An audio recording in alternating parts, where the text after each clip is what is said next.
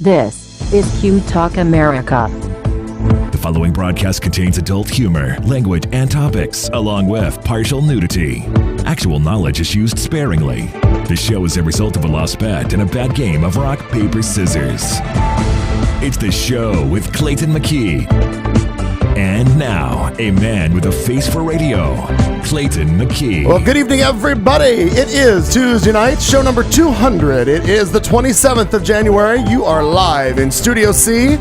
I'm Clayton McKee, along with Katie June, Kat Carlson. Marnie Ryer is over there. And so close to on time. And Al Perkins is here. Technically, she was in the building. Yeah, she's here. She's on time. It's all right.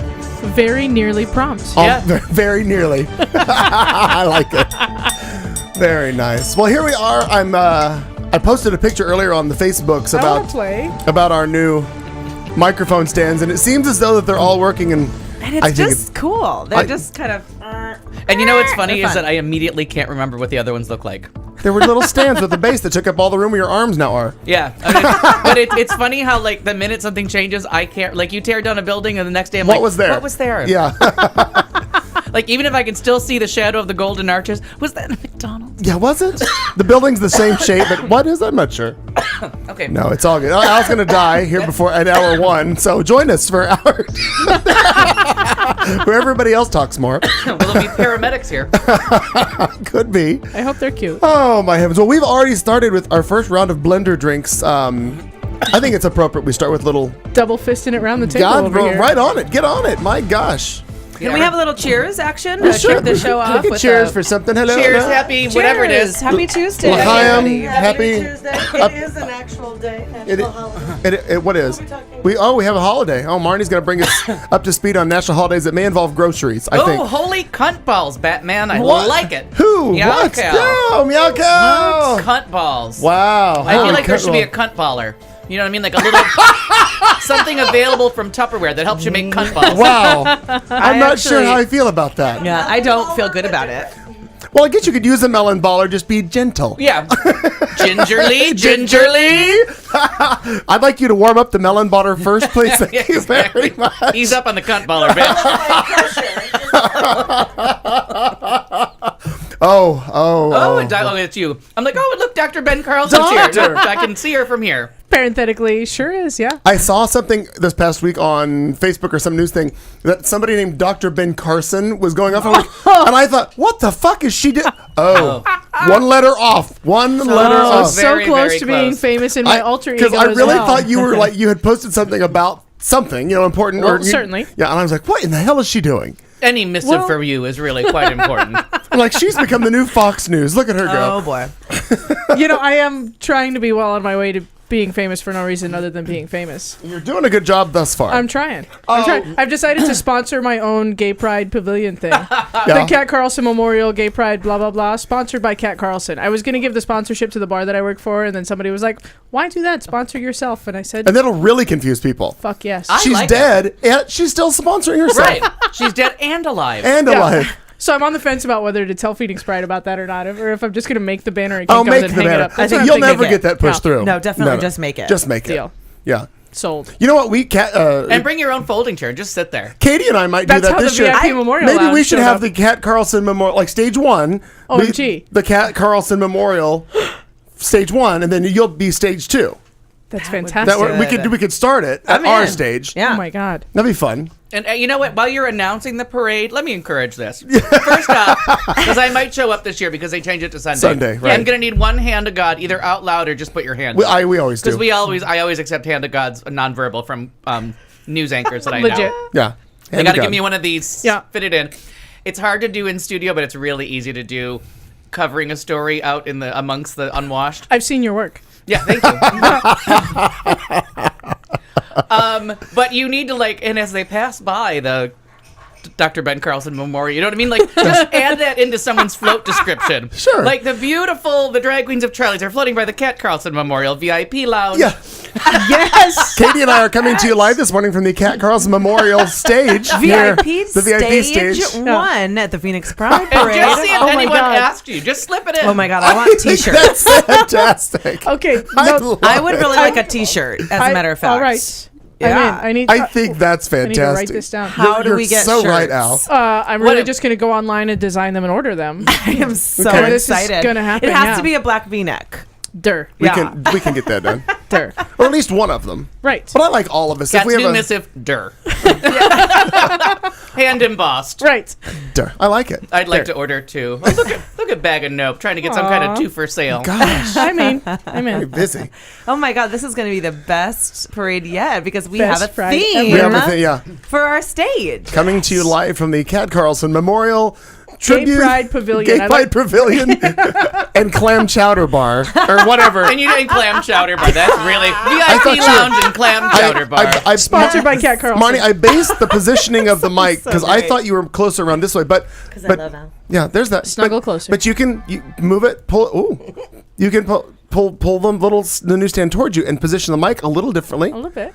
and you're still good. I'm a little taller than you thought. Okay, well, but I Not was a lot. I was shoot right. I even pretty sat in that chair and tried to do it. So, but I'm still taller than you. yeah, so. just gonna say. And did you shrink when you sat in it? No, but I thought, well, if I'm this tall, she's got to be about If here. I can shrink, if shrinking did happens well. in that chair, I'm going. You did well. With maybe a panty shield on to protect me from unwanted shrinkage. Oh boy. Uh-oh. I almost shot that out of my Don't nose. spit. Wow, almost Good did. Lord. We appreciate a spit. Well, we've Yes. all gathered around the old oval conference table for another episode like you of, of fun and frivolity. Like you do. Some misinformation is sure to be handed out at some point because, well, that's what we do. That's what we call the weather report. Well, Manhattan didn't get Snowmageddon hit quite as hard 2015. Yeah, as they but Boston got the shit kicked out Yes, of they it. did. It went a little north, but ooh, boy, If anybody's howdy. listening from the East Coast, please chime in and tell us how is it snowing where you are? The And Eastern if you don't have Seaboard. electricity, call in after. Yeah. You know, Yeah. well, right now they've been The really funny thing is, though, lucky. is New York got 11 inches of snow, so that's not a joke. I feel like No, that's significant. no. Yeah. significant. But they were, but in Nantucket's comparison, fucked right that now. is scary. I mean, I Scary. have like a lot Nantucket's of. gone. What was I have- killing me is the CNN had Don Lemon in a blazer, I don't mean a jacket, I mean a vehicle, or whatever the hell it was, driving around in Snowmageddon doing reports from everywhere. They all were, yeah, I'm they- like, really? Come on, it's snow. I wish I had more Miguel time because I Marco- wanted to record like a Snowmageddon segment. Yeah, and Miguel Marquez was outside of he was near Chelsea Piers down in the West Side Highway, and he was sitting there, and it clearly was not snowing. So they're like trying to make a story out of it. Well, it's going to happen at 11 o'clock. Right. Then go inside. Yeah, it's not a story now. Brooke, whatever, Brooke Baldwin. Oh yeah, was she hysterical Like today? on the side of her face was like ice. From the wind. Oh. She It was was just so- ice, and it was like, turn. Do something. Like get both sides, maybe back up. You have to. She was- You have to she- properly Tree. display how Mageddon the snow is. It's a good call. Armageddon. But the That's a people good call. behind Is that a her, verb? I don't know where she It was is now. I don't know where she was in Boston, but she was. The people behind her were like they had shovels and they were jumping up and down and throwing Yeah. snowballs. Wait, what's her name? Because I need to look at her icy face. Rick Baldwin. Meow Cal said she's in Minnesota. Yeah. Brown grass and no snow. Well, fuck you.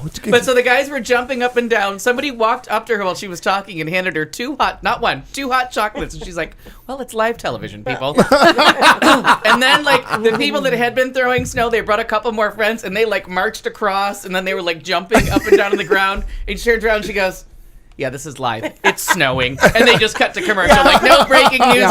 Just the look on her face of, like, I'm sitting out here in a snow pile. I got these fucktards behind me. Exactly. My Cal, that's exactly what happens. What he's saying is like right now, you picture this that is Frozen just tundra. frozen tundra, and Yeah. it kind of is because the ground's going to be real frozen. But Yeah. otherwise, you winter wonderland, not. No, ugly, gray. Yeah, And I nasty, still have- and the snow that is there, of course, has been plowed and is Black dirty. and dirty. Yeah. And I don't still miss have, that. even though I don't live anywhere near that, I still get January depression. Like, I'm still in the throes of that January. Oh, it was gray. One cloud in the sky today, and I'm immediately like, Well, yesterday it's when so it was bleak. drizzly and rainy, you forget about the 364 days a year we have pure sunshine, but the one day you're like, oh my god, it's and if it depressing. falls in you know January, what? I go right into the depression. Like, I I, was- revert right back to my 19 years of I that understand. hell life. I was like super kind of like in a weird energy funk today, but it was and I slept a lot. But It changes. We're not that like happened. Well, we're not having Chicago weather because it's all one temperature. But like it goes from like sunny and beautiful to like cloudy and overcast, and it all happens in like the same 5 minutes. I definitely like missed a conference call today, and I fully like fake lied, and I was like, I was so busy today. Let me OMG, tell you what, right. I like blamed it on work, No, you didn't and I was fake like, lie. You What I really pretend that was a like I lie. did. I had to tell like a big weird lie that I was like, and then this happened, because I was lying, it had to get really weird, and I'm like, and then this, and then Yeah. that thing, and then really I was You napping. forgot the basic tenet of keep it simple. Yeah, I was just taking a nap. Because it snowballs. I slept through our weird conference call. I love that the camera's right on all the weird things that I'm doing, like peanut things are coming but- out of my mouth, but you and can't spilling see it. things on my tits. But you can't see it. Why? I'm looking at the shot. Oh, okay. It's so far away and it's blocked by your new microphone. You can't see where you've dribbled on your breasts. There, I did my bosoms. Lactating. Okay, time to start around the table. Katie June, Hi. catch us up to date. Um, Okay, thanks, Kat Carlson. Time. Wow. Wrong answer. Are we short on time tonight? What's happening? No, we're running late. This usually takes us till 8 o'clock. I had just a very normal week. Nothing crazy. Slept today. I did. When the lie started. Yeah. I have my doctor's appointment on Thursday, so I'm kind of We're like gonna try anxious again. to see what's going on. My vitamin D is very low, but other than apparently that's normal, which is totally bizarre for that we live in Arizona. It's Yeah. kind of normal for this time of year, though. Perhaps, yeah. But you're never outside, are you? I take mean, vitamin I was D in the every pool. day. but I go. Supplemental. Yeah.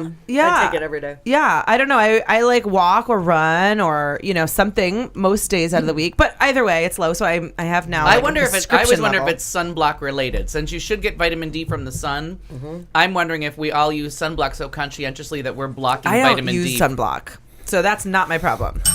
Next caller. I've always The mystery continues. I've always found it interesting that so many ailments started when sunblock came into use because obviously Oh, that's not true. I know you tell it's not it true. seems that way. I know to me. it seems that way, but skin cancer's been going around.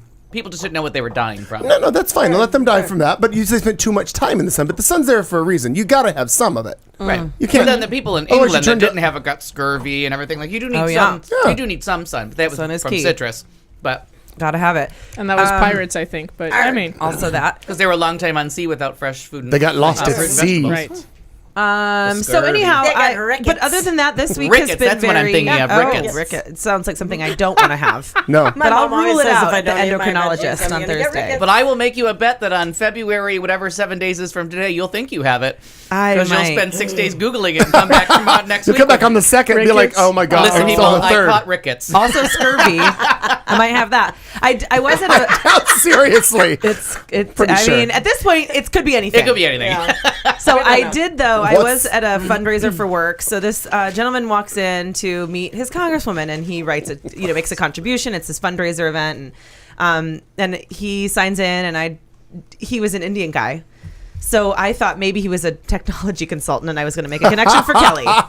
Sure. Yeah, way 'Cause that's- too stereotype. That's kind of a legit stereotype. Yeah, I mean it is.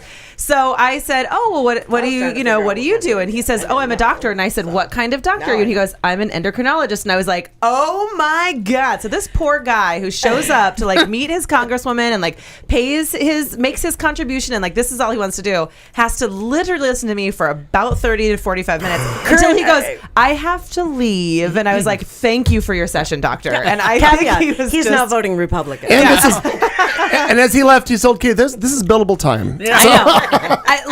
I got his card. I'm making an appointment. He doesn't think I have thyroid cancer. He heard 30 minutes, 30 to 40 minutes of my medical history in its entirety. Why, Or be- what I could fit into 30 Is it minutes. because thyroid cancer victims don't talk nearly as much as you? I just guess. That's a fair point. I'm just guessing. Fair point.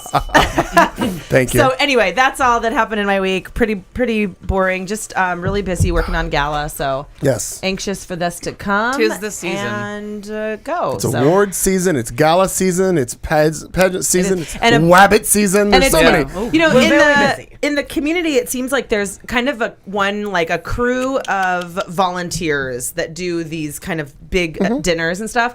And so because the HRC gala is on the night of the 28th, which is a Saturday night, and the Fresh Brunch, the 1 in 10 Fresh Brunch is on Sunday the 1st. Oh. It's back to back, and we all, the whole same crew is working both of them. So we are all, everyone's kind of on double duty right now. Sure. And so we're going from the HRC gala, like up to the hotel where the Fresh Brunch is being hosted, renting, like getting rooms, crashing there because we have to be up and like smart. working at like, 6 in the morning. Oh, that's smart. That's smart, though. Yeah, it'll be fun. I mean, it'll be like a fun, like kind a of slumber weekend. party working. Yeah. Right, it'll be it's a fun. hell of a push for that 48 hours, but then it's like a bonding and you're done, and then once Yeah. it's over, everybody kind of So relaxes. I'm actually kind of excited about it. That's kind of how Pride goes. The exact same totally. way. Usually, and a lot of the same people cross over into so many different events.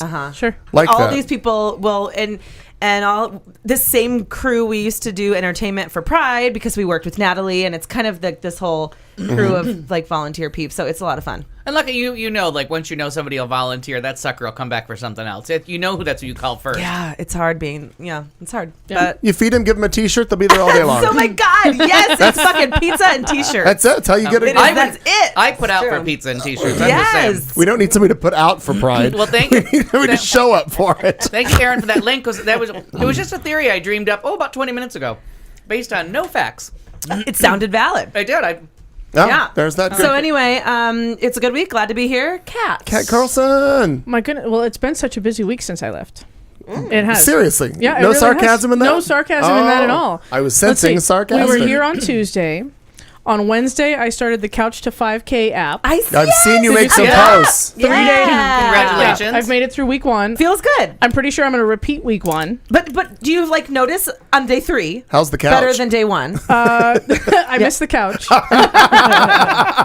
No, where you're at. No, right now. you know what? I do everything by app. My budget's by app. I quit smoking by app. They're genius. Yeah, I did. Yeah, I quit Okay. smoking by app. So I'm feeling like the app might be a good thing. Yeah, so I did that. I started that on Wednesday, and I've completed my week, and I'm ready to start again tomorrow. And Wait, then- are you doing the Pride 5K? No, Are we doing this no, together? no, I'm not signing up for that shit. Heavens. Good to know. No. Okay, No, fantastic. I mean, not that I wouldn't want to, but no, Pride Weekend is Oh, yeah, I it's forgot Hell you're Week, honey. I working. also work in a Duh. bar. Yeah, I forgot. Hello. and you're also working at Pride in the And I'm VIP working at Pride tent. and- yeah. So she and I will be together at that. Right. So I've already told Sharon that I may or may not try and find a friend that like lives next door to the Pride Festival and just crash on their couch that weekend. You'll do that. And she wasn't happy about it. She said, "No, you come home." Well, you're not going to be seeing We're it for actually Right. so close. I mean, just saying, we do have a back room. I'm going to keep working on that. Yep. Well, Yeah, because you why know, drive 20 minutes back and forth? I could be sleeping. You're welcome to crash collectively. on the That's bed. 40 minutes. Actually, you can sleep. No, I learned that in nursing school. I would ask people all the time, can I crash on your couch? Because I slept in my car sometimes. Because I'm like, yes, it's only like 30 minutes each way, but that's an hour of sleep. Right. That I could be sleeping. That I could be sleeping, and I'm an exhausted, whorish mess. Can I just, can I sleep somewhere close? And I used it. Yeah. So I'm working on that process. And then last week on Thursday, a local radio station was having open auditions for their morning show. That's what So I I want went to and find did out that. about. That was so cool. I didn't, Tell us more. I didn't understand what that post was about. So Right. So one of the local radio stations here in Phoenix has a morning show, and they call it The Morning Mess, and there are 2 personalities. And apparently they're looking for a third, and they've been doing this online campaign where people are submitting YouTube videos and everything, and I don't have the fucking time for all that. But I was going to think about it, so I went online. if you'd had an app for it, you could have done it. If I'd had a good app for it, I'd have done it. Yeah. Oh, and in my brain, like I went through all the show footage and like clipped things together, but no, that doesn't happen in my world. I don't have time for all that. Got it. So I went online Wednesday night to see like when the deadline was and if I had missed it entirely, just kind of checking up on it. And I saw that they were having just open auditions Thursday morning. Just show up and we'll talk to you. Okay. So I did that. Yeah. It was very, I don't know anything and I probably won't make it. Oh my God, I was it picturing fun? your amazing radio voice while I was watching you in line, and I was you know going, what? she's going to be so good. And that was actually... So excited about so many things. That's what Katie does.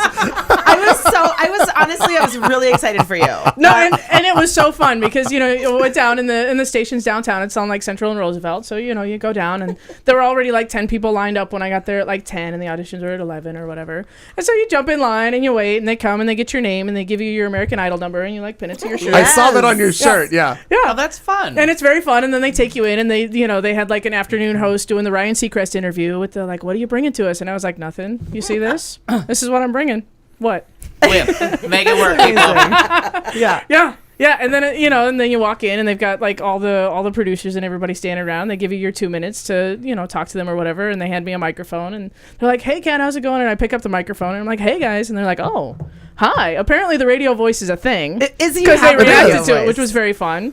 And yeah, I just Did Did you tell them that you've already got a show? Oh my God, yeah. They give you a little. You did not. I put it on my resume.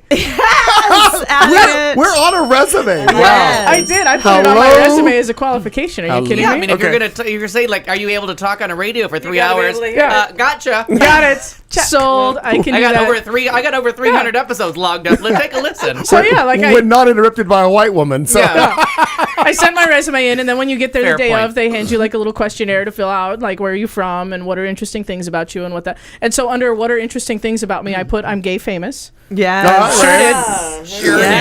Sure did. Yep. So it owner of the Did you Cat Carlson talk Memorial. specifically about the Cat Carlson Memorial line of products? they only. Tent and awning. The Cat Carlson Memorial tent and awning. If Available only for parties. there were more time, because they really like time it out, and they've got a little intern sitting there with the bell exactly like this, and they tell you before you walk in, they're like, okay, when you hear the bell the first time, you have 30 seconds left. When you hear the bell the second time, you're done. Yeah. So I'm up there and just like conversational, because I've got nothing. Like I'm not necessarily a performer. I'm just I'm personable and talkable. I and wonder what and other people were doing. relatable. Now, when you were in Apparently line, some did you guy talk sang. Okay, I was gonna ask you if There were a lot of local like comedians, that do weird. stand up. I can and think stuff. of one person who was probably there that I hope he never gets it. Probably. Oh, I know him. Probably. You know exactly what I'm talking about. Yeah. Unpleasant, said the There New York were Times. some very cute, very enthusiastic, really young guys that were there, just like bouncing all over the place, like they were on American Idol, which was very fun. Yeah, that's Or fun. drugs. It's cool. Either one. What a fun experience. Yeah, so it was super fun to just go down and do that, because like I said, like there's like this much chance of actually landing the job, but maybe there's a round 2, and that would be fun too. Yeah. You never know. That would be fun. Well, we're That'd be rooting great. for you, and I don't listen to that station, but I would if you were on it. I mean, you So, probably still wouldn't, but No, I literally. Anything's got to be better than the fucking station I keep on in my house that makes me want to murder people. that's true. And I kind of want to be on that station too, because that would be a lot of fun to just. I'd like to fuck with them. Wouldn't it though? Oh, that dumbass doctor, whatever his name is, that fucktard. Wait, what do you listen to in the mornings? 92.3. KTR. I don't Yeah. listen to it. It's what's playing at my house as I'm getting ready to leave. It's what I play for criminals because I think that's what they deserve. So there's voices in the house. If you break into my house, you should have to listen to this fucktard doctor give his asshole answers to medical questions. Doctor. Yeah, And I he know took which a- doctor you're talking about. And I don't know he which has- I doctor. don't like his show. And he took on know who you're talking about. transgendered this week. And he was like, I don't care what you do or what surgery you have, you are still a woman or a man. And I'm like, and he was like, it's just my opinion. But then you're saying you're a doctor, you dumbass. Right. Like, I'm sorry, the intolerance religion card, I can't help you. I Well, mean, we have a doctor on our- genetically we have a you doctor right can't there. alter that. Dr. That Van is true. Carlson. Genetically, you are going to be what you are when you Right, started. chromosome-wise, you're stuck with what you You're got. stuck with what you got, Right. but you can live a healthy life, which will come up in entertainment. And I'm just, it was just one more Healthy reason. lives. The fact that I don't pick up that fucking boombox, the 1980s boombox, and throw it at a wall one of these days. Because you at appreciate antiques, the that's why you don't pick it up. garbage that comes out of those fuckers' mouth on 92.3. And Oh, I yeah. do hate to say though on 92.3, I don't hate to say it because I do listen to it a lot, but I love / hate Dave Ramsey because I know that he's like a bigoted, like religious. but his financial he's not advice- local. He's syndicated. Yeah, he is syndicated, Right. but his financial, The financial advice is is- really spot on. It's just Right. genius. It's so good, and, And I love aside listening from to him. the end of every hour that he says something about walking with Walk Christ daily Jesus. with, thing, right. walk daily with Aside the Prince from- of Peace, Christ Jesus, but is the only aside way to from- live financial freedom. But aside from that, Find he financial doesn't freedom. push that shit on anybody else. He doesn't. The only other thing he will ever say is like when he's talking to people about their finances and what they do with their money, Oh, he'll say give something some. about somebody will say You something have to about give to the church. tithing You or have this. to. He'll say that, but he doesn't push it. If you don't bring it up, he doesn't push it on Oh, people. okay. Because I've never made it to the Christ Jesus part of his walking speech. I've only heard the. It's only end of like I every said, hour. The only way to find true financial freedom, I can do it for again. When he- Walk daily with the Prince of Peace, Christ Jesus. Yeah, it's ridiculous. He Can says we that. record And that why and do that at Christ the end? Jesus? of Are you every hour? are you gonna file him later? Like why don't? I know. I think his first name is Jesus. Like Jesus, why yeah. are we saying it like you're? You know what I mean? Like he's. He says that. Christ, it's- comma, it's- Jesus. And you know what? Clap your hands. H. Yeah, Jesus H Christ. I looked up what that meant one Jesus time. It's Pete. nothing, but devil. I got Palmer on that bandwagon though. Unfortunately, One more I nail. have discovered that I use the term Jesus Christ far too often because Palmer did that the other day. She goes, Jesus Christ. I'm like, oh. God, I'd love to see this little kid in Yeah, action. Seriously. No, honey. No, There's no. more coming. There's more coming down the road based on what Mama says. Let me say, swearing is often, and people may or may not know this, but Aaron. swearing is based The sign of a on- genius child. Well, then, hot Yes, damn. but it's also based on what you find blasphemous. So if you're not sure. like people of other religions don't know that Jesus Christ is blasphemy, so they don't say it. taking the Lord's name in vain doesn't mean anything, so it has no power to scream it out when you're angry. It has to be blasphemous. It's like, God damn it, doesn't mean a lot of things in different languages. A lot of your super, swear 'cause words. Palmer has said that too. Well, so but fuck great. isn't blasphemous, and I say that a whole lot. Right. I'm really but excited then you get about to words fuck. that are just considered like poor Right. manners that have gotten Right. the thing. But most of your Like actual this entire show is based when on. you curse somebody, you curse like a curse word is now they use for bad words, but it's meant to be a curse. Like God damn you is Oh, sure. cursing you. Oh yeah. Right. That's what cursing really is. Like fuck is just a word that somebody decided was in poor Like a taste. pox upon your houses. You're right. Yeah. Then you're cursing someone. But Well, it has to come from. But didn't fuck come from an acronym? Isn't it for fornicate under? No. I thought there was That's an urban legend. Is that really? Yeah. I thought it always came from an I've acronym. never even heard of that. Well, Google it, Katie. Learning new things. Where did fuck come from, Katie? It means to tap or something, or Something to like that. Like Oh, I got Yeah, that. the etymology of I'm that is fairly lengthy. gonna tap that. and wandery. Trust me, I've been drunk enough on Google to look that up. My gosh, Atta I girl. think it means to hit or to tap. It's I'm a sure it does. Old English word. Oh, it does now. Fucking go. short history of the F word. Oh, It is not an Anglo-Saxon word. Some of today's swear words did originate. Page load. Okay. Once upon a time, people were saying that the English king said, fornicate under command of the king. And that was where it came from. That is not true. Nor story. is pretty much any etymology of That's a swear handy. word that involves an acronym. Shit cannot be blamed on cargoes of manure exploding in the middle of the Atlantic. Ship high in transit. I don't know. Well, that Anyway, would make you yell out, fuck. it's a big long article, but it didn't come from that. No, but I think I think the word actually means like to tap or to hit or something like that. we'll get to the bottom of this. But I I'm sure. love that the fact that as I've been watching a lot of British TV this week, cunt is not a bad word to them. Like That's why we're popular overseas. No, but making it's shit not. up. Good to know. It's not really. Twat is when and I don't like that word. I mean, as much as I Twat. did, I never used the word. I was not a fan of the word cunt before I met Marnie. Oh, now you got her name right. Yeah, well, and by the way, But when I I went We'll stick it appreciate next to that very cunt, and we're going to much. Yeah. remember her name every time. Is that? I don't want to talk about it. We're Right. Let's not talk. Exactly. All right, so Maria, would you? Yes, cunt. How's the puppy situation at the old homestead? Things are calmer. Yeah, because the nuts are Knocking gone. on what? Yes. But Yeah. the one with the balls wasn't the problem. Wasn't the it was problem. the no, nipper. no, but the yeah, Nothing But to the nip at. nipper was mad about the there's balls. nothing to nip Nothing at to anymore. nip. Because he was pissed. Because look what you got. I ain't got those. That's right. And my God, how big are they Yeah. compared to him? You know. Aaron says to strike, and I think that's right. Oh, yeah. Okay. Fuck. I don't know. I didn't get that far. All right, fuck. Just right. Thank you. To Yeah. hip, to hip, to hip, Tap. whatever. Hit. To hap to it. To hip, to did it hold, happen? Did it hip? Did it hap? Whatever. To fuck to cunt. Okay, so dogs are good. Balls Dogs are gone. are good. Balls are gone. Happy days are here again. Wow, we got to Barbara in like 3 easy steps That was there. yeah. Yeah. Within the first half I hour like of the it, show. I like it. Streisand references. So balls last to night, Barbara in 3 easy last night, steps. it made me think of Katie June. I didn't look it up, but I have a mom at home who's a nurse, so it was similar. Yes, right. good. And I'm sitting there, and I'm so not making this up, nor should I maybe jest about it. But I'm sitting on the couch and I'm working, and I look over, and my mom had gotten up and was getting ready, she's doing her thing, going to bed. But I thought maybe she had made toast, and she had not. I'm like, do you smell toast? I mean, like, did you make toast? That smells really good. Did you make toast? And she's like, huh? She came out from the back of the house. No. And all of a sudden I froze. And then I sat there, and then we giggled a little because, nervously. Yeah. You do, as you do. And then I'm like, A-E-I-O. and I'm shaking things out. And I thought, that was weird. Oh, my. And then not 10 minutes later, I'm like, You still toast again? buttered toast. What is that? Nothing. So I may have had is it a TIA? Maybe. I don't know.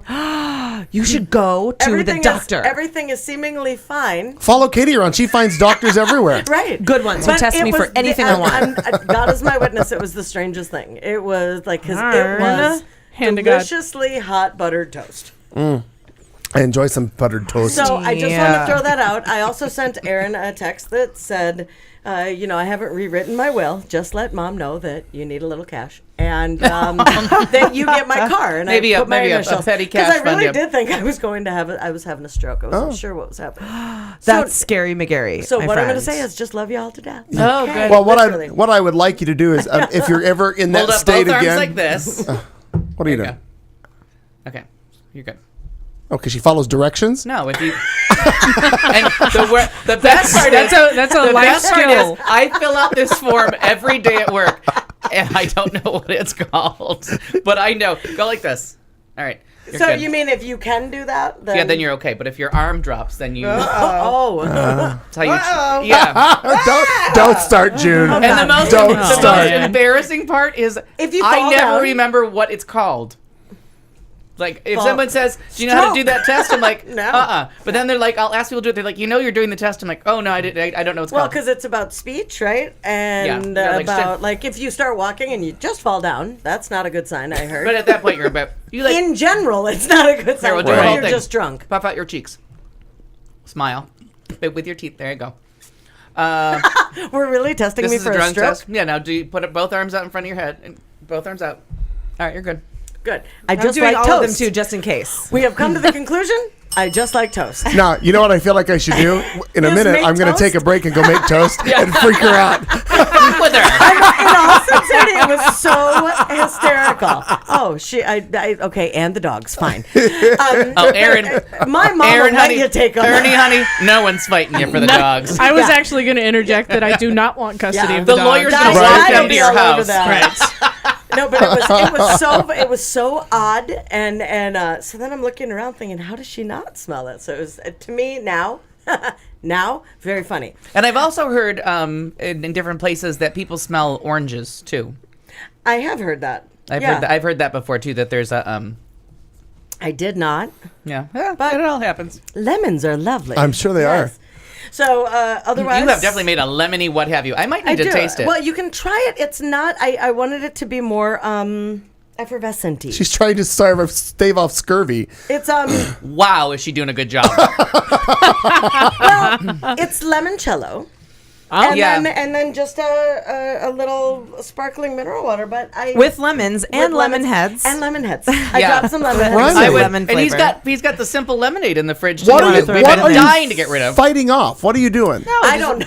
I just need a stroke. Are you having like a craving all of a sudden for lemon stuff? Is that what it is? No. Is it a No. homemade limoncello of any kind? No, Now- but I've had that, and it burned my entire mouth, and then tasted delicious after. I've but- had two kinds. Yeah, I had one kind that tasted a lot like kerosene.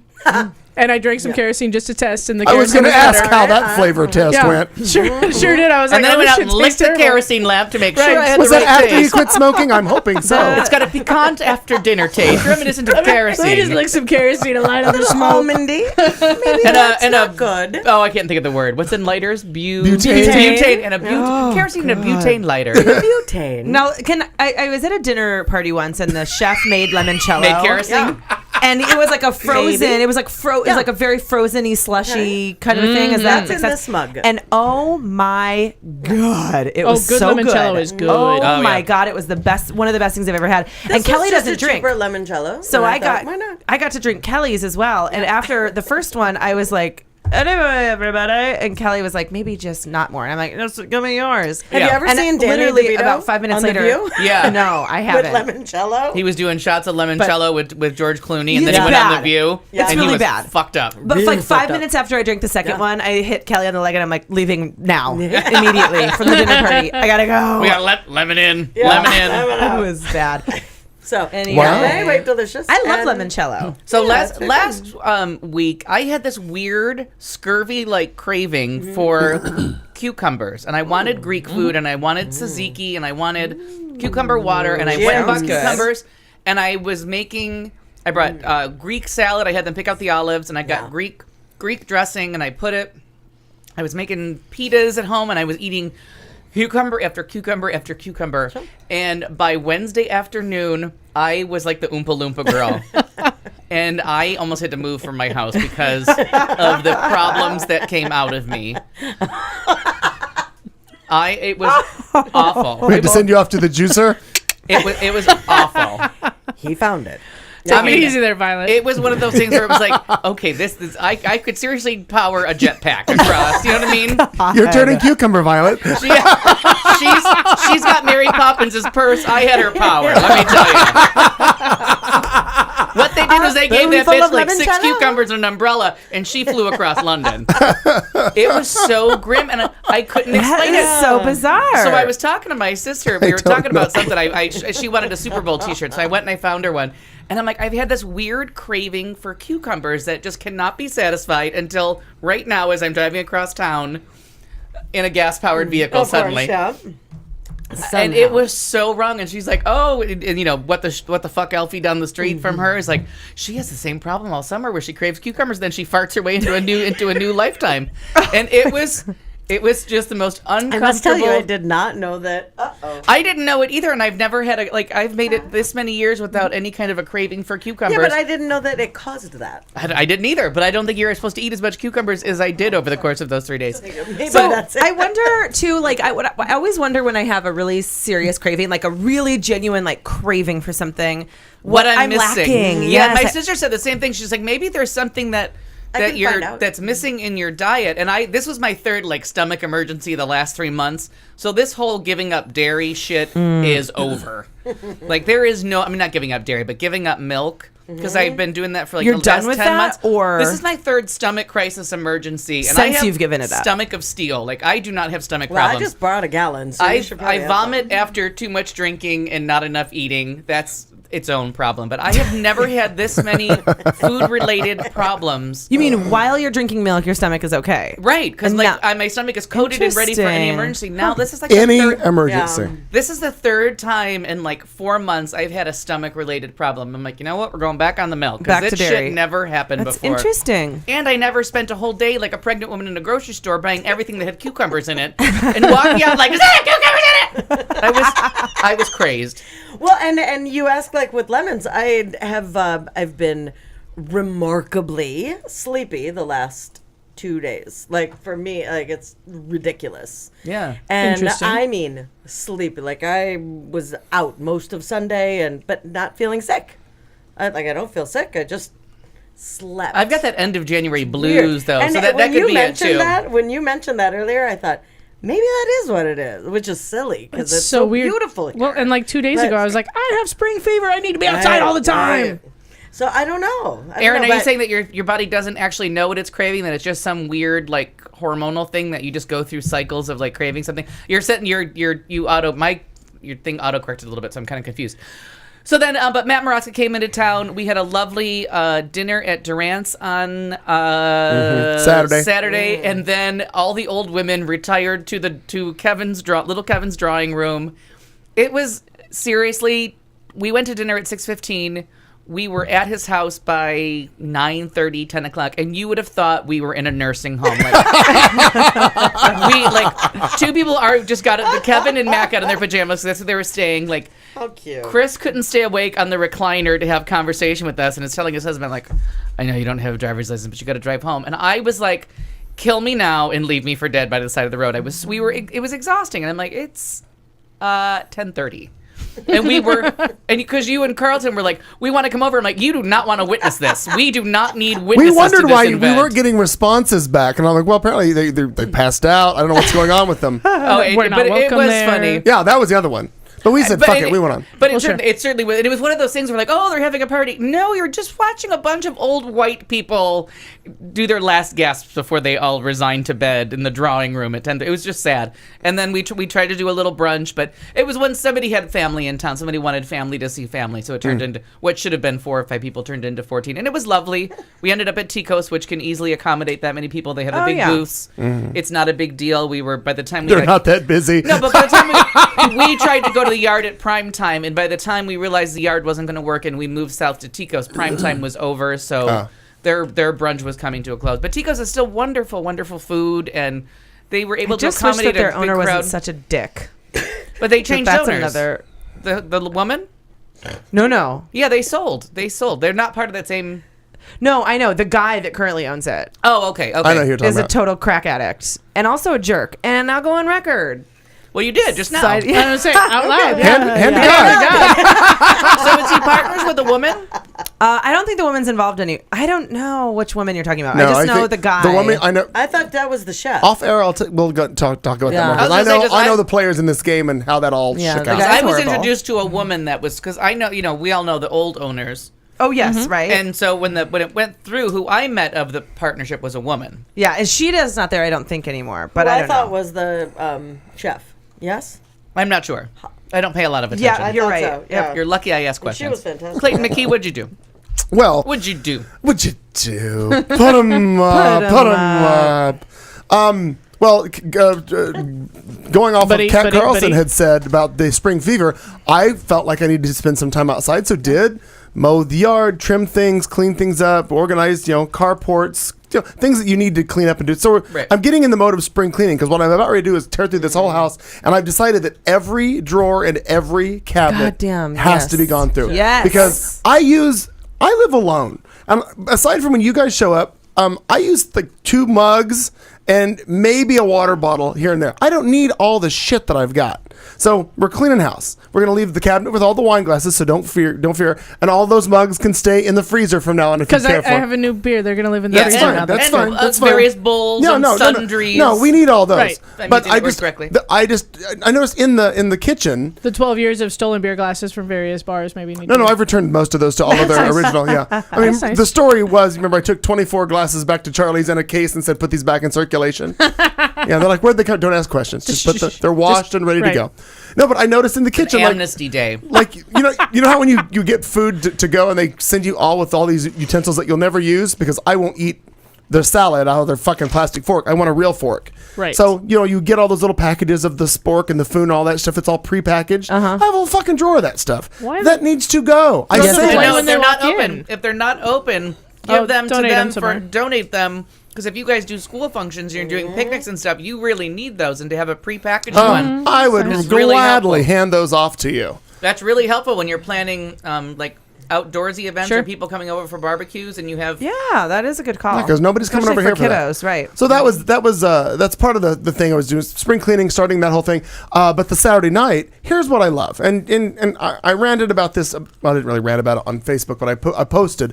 There was I have obviously clients at restaurants and bars, and some of them are very, very busy, and all of the staff, they're busy as well, and I understand that people get they get flustered. Well, printers that we use for receipts, and I know Kat and Like and printing?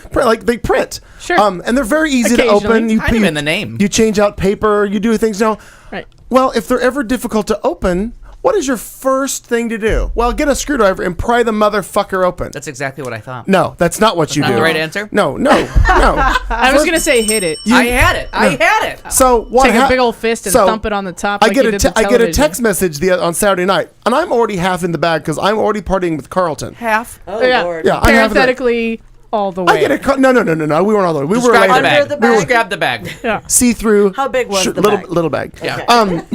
Parenthetically, Yeah. gallon-sized Ziploc. Parenthetically. Freezer bag. I can see you through the bag. So I get a text message that a printer's broken and a plastic piece fell out, and I'm like, well, send me a picture. How mysterious. And they're like, well, can you get us a printer by tomorrow for brunch? And I'm like, well, let me see the piece that broke first. Like, I can get you what you want, but I'm going to need a little something here. Let me murder, she wrote Yeah, this right. one. Yeah. Well, upon seeing the picture, I realized, well, this is not. This didn't fall out of this anywhere. was murder. It was murder. Yeah, exactly. Keith Morrison was going to show up and do an entire Dateline about this whole Right. thing. So I get there, and yeah, they had totally murdered a printer. Yada yada yada. But Off air, I want to know who. I just was so annoyed with why is your first instinct to grab some murder? steel something and pry open a printer? Oh my God! Now it doesn't work at all. No fucking kidding. Yeah, you just broke it. I'm tempted to quote Jurassic Park 3. Violence and technology, not good bedfellows. Oh, no, that's Jurassic Park 2.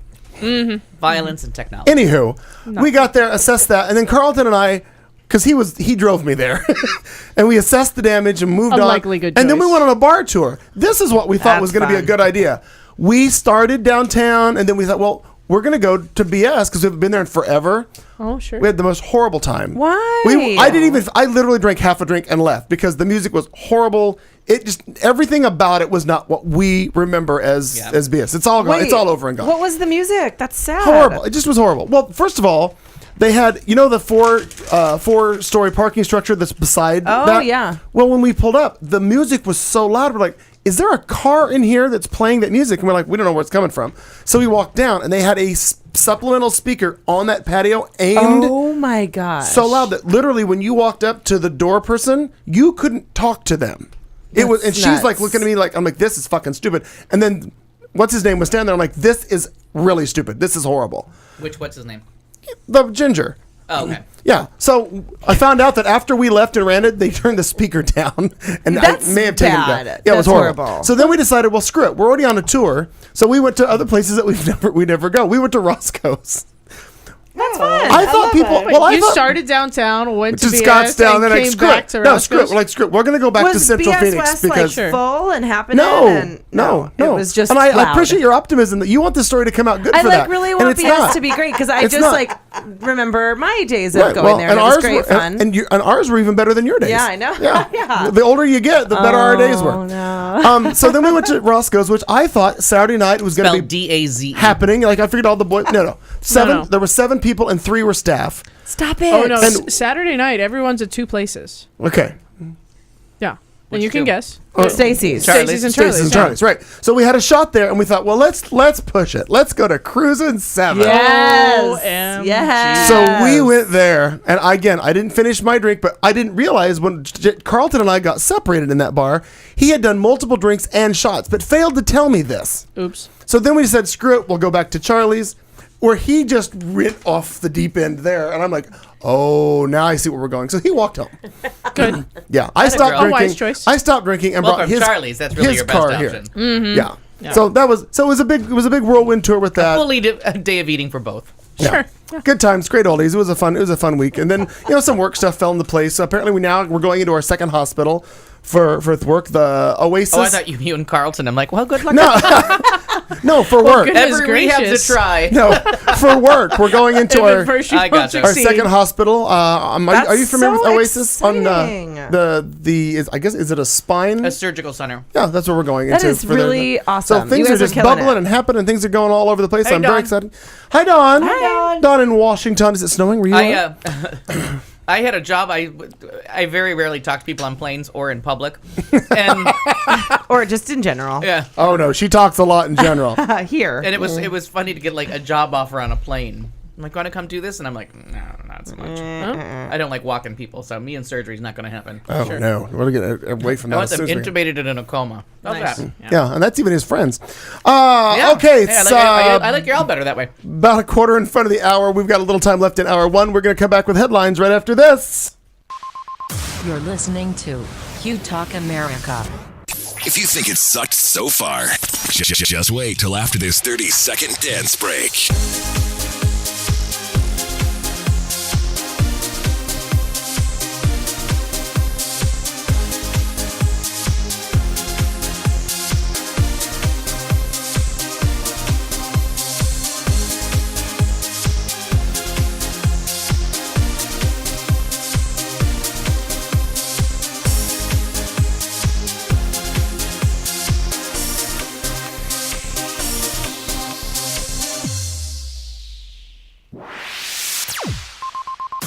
This is the Q Talk America Radio Network. Alrighty, here we go with some headlines. Kicking off this segment of the show right here from Q Talk America. And it goes something like this. A burglar drops in. Sally Kern is a cunt. I'll take a sandwich and $6 million, please. Kids, it's National Chocolate Day. The aliens made me do it. Local chicks are better. In Dog We Trust. In Joni Ernst, we don't. And what are you going to do? Bulldoze the house? And a bonus story, Sarah Palin is number 1. These and more things coming up Oh, yay. right here.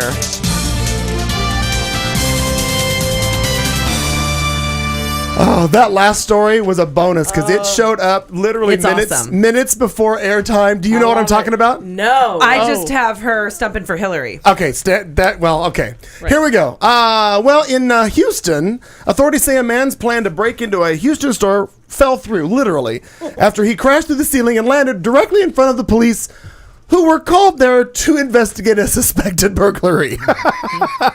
Houston police say that a man climbed a tree and onto the roof of a Family Dollar store early Sunday morning, then managed to break a hole in the roof and into the building. But after making his way into the store, the man fell through the ceiling just as a police officer arrived in response to a call about, yes, again, a potential burglary. KHOU-TV reports that the officer ordered the unidentified man to stay on the floor. The man was later arrested, and authorities believe that the man was there only to try to steal cigarettes. Or dollar-priced items in general. Only 99-cent cigarettes is going to be my guess. Correct. I would think. Yeah.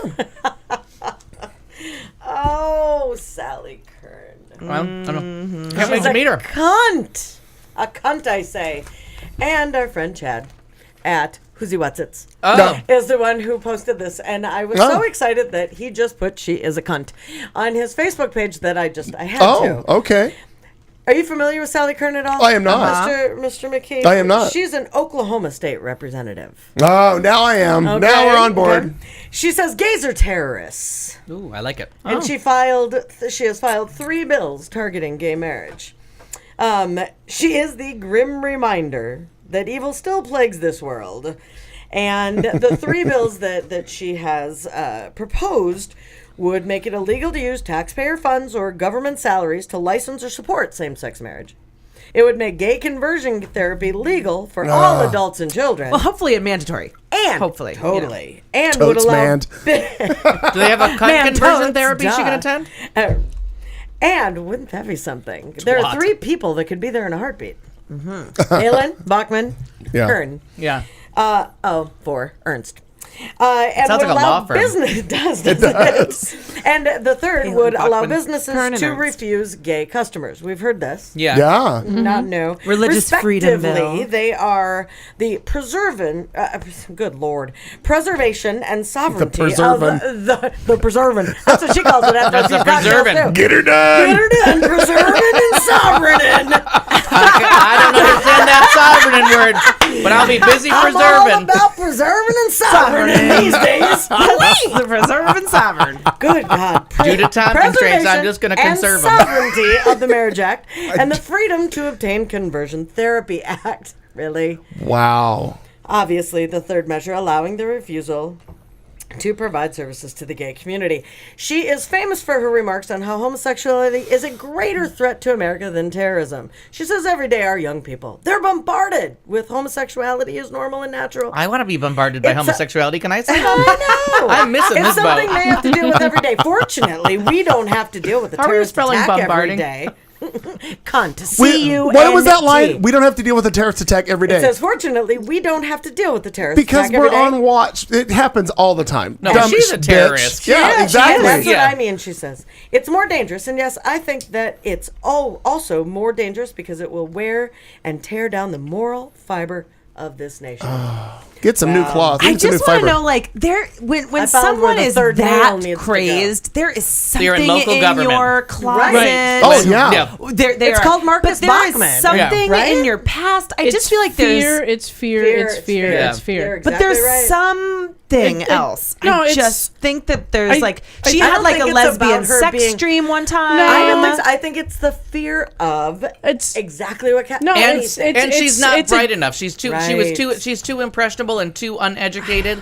She just heard some scare tactic, and now she's just waving her flag, saying Right. "enemy, enemy, and enemy." she is genuinely terrified because she doesn't have the education Yeah. or the security in IQ. herself. I or get the, what you're saying. I just it's so like unfathomable to me that that's a reality that I feel like there's something else. But if you were I mean, to go I get to what some you're of those saying. churches that like just vomit That's this Sharon I am. hatred, and you're growing up in that kind of an atmosphere, whether it's at home and then at church and then at school and then everywhere, and your community shuns homosexuality. Right, and they go to homeschooling. They go to everything. Right. All they do is they make their world smaller and smaller and smaller, right. And make everything outside of it scarier and scarier and scarier. Yeah, no, I mean I get that. That's why they can't go to college, because you might meet other people. You also see so many people that are this outspoken. Oftentimes, there's some skeleton in the closet. Yeah. There's a weird fetish over here, or they're abusing children. I'm not saying that she's doing this, but this happens, right? Or she's been exposed to something strange, right? Yeah, like there's and it something that makes just you about the so South. Vile about it. It can't be, because we have Michelle Bachmann. No, they're all over the place. They're everywhere. They're everywhere. But it is that whole but thing a lot of of people do love to when stuff like this happens. There was an Alabama article as well, when gay marriage was passed, that they were going to, whether straight or gay, anyone that gave out a marriage license, they were going to arrest them. The governor said arrest. What state was that? Alabama. Oh, okay. Oh, Alabama's this has been a shitstorm. I didn't realize how bad it would be until Alabama had the ruling got changed. They didn't issue a stay immediately, and then it all went south so no fast. pun intended. Yeah, Game again in 2015. You got to throw something Game at Mark again. once in a while. It's the game again. Yeah. But you had to. The game the again. Stay That's came a out. cat. The stay came out like 2 days later, and now you have the judge in Alabama with the monuments on the lawn saying.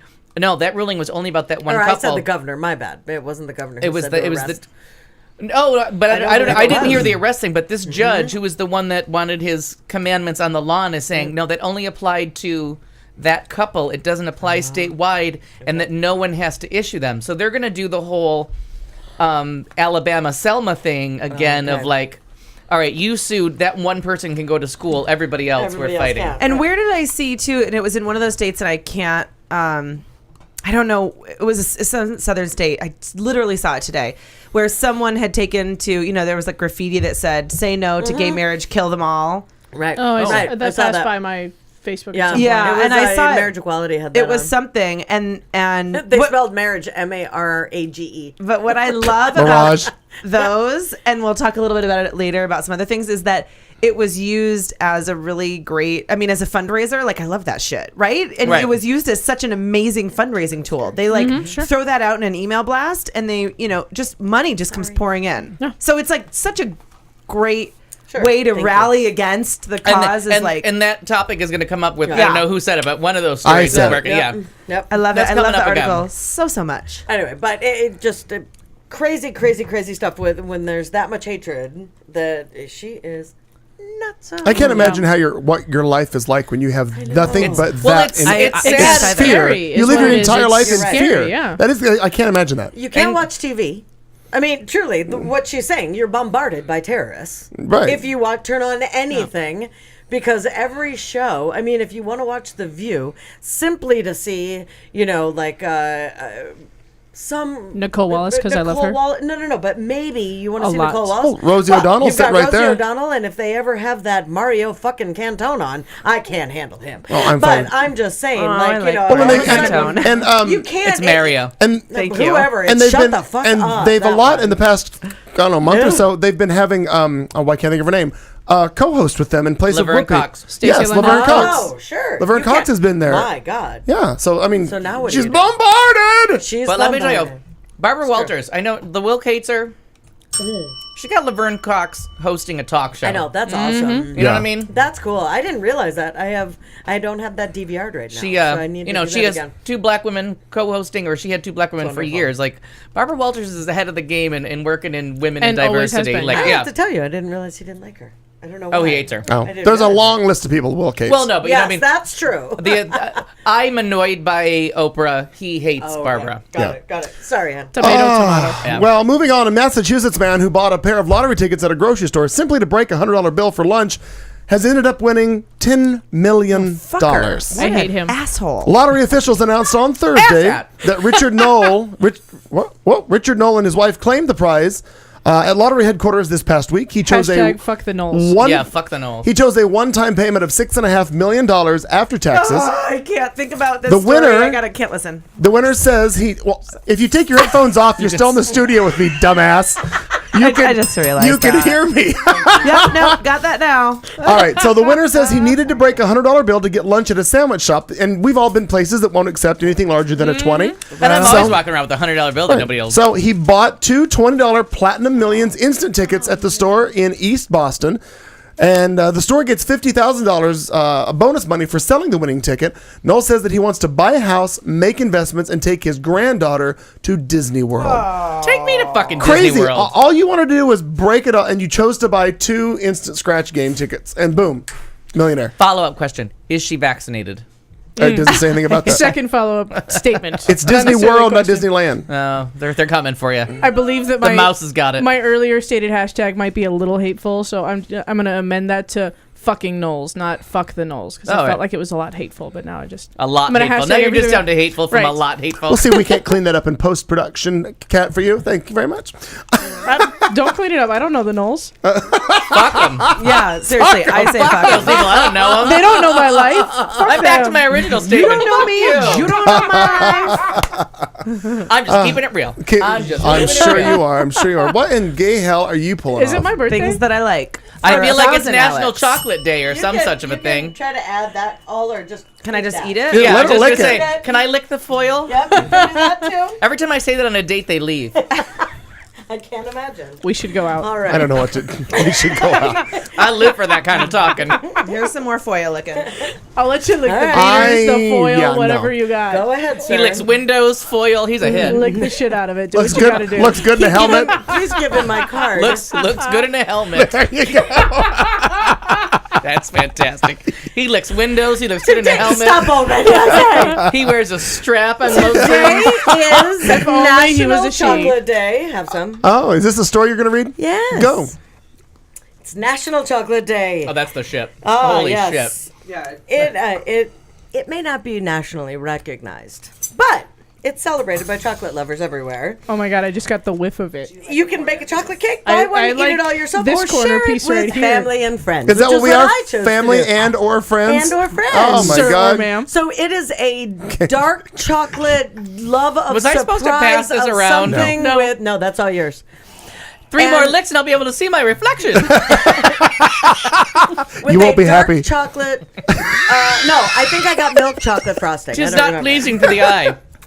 Well, the mirror has a different reflection in it. In America, chocolate was consumed primarily as a beverage until the 1830s or 40s. Cakes, as we know them today, did not exist. What the fuck was wrong with I Americans? think it's wrong. Fuck that time period. Fuck them. Fuck 'em. Hashtag. So the chocolate cake Fuck was them. born in 1765, which I think we should all write down and celebrate. When a doctor and a chocolate maker teamed up in an old mill. Now I feel like this is you put I your feel- chocolate in my peanut butter. I feel like we're mid-limerick here. They both ground up cocoa beans between huge millstones to make a thick syrup. I like that there's a vague Euphemism, by accent. the way. This is the most You have to. sexual story we've know, had. right? Ground up The cocoa beans liquid and was big. then poured into molds shaped like cakes, we'll call them. Do you like the accent? I enjoy Yeah, the muddled thank you, accent, thank yes. you, thank you. The muddled. They were meant to be transformed to a beverage. Years later, a special dessert was created for the prince in the 1800s by an Austrian chef. He used 2 layers of chocolate dough with jam.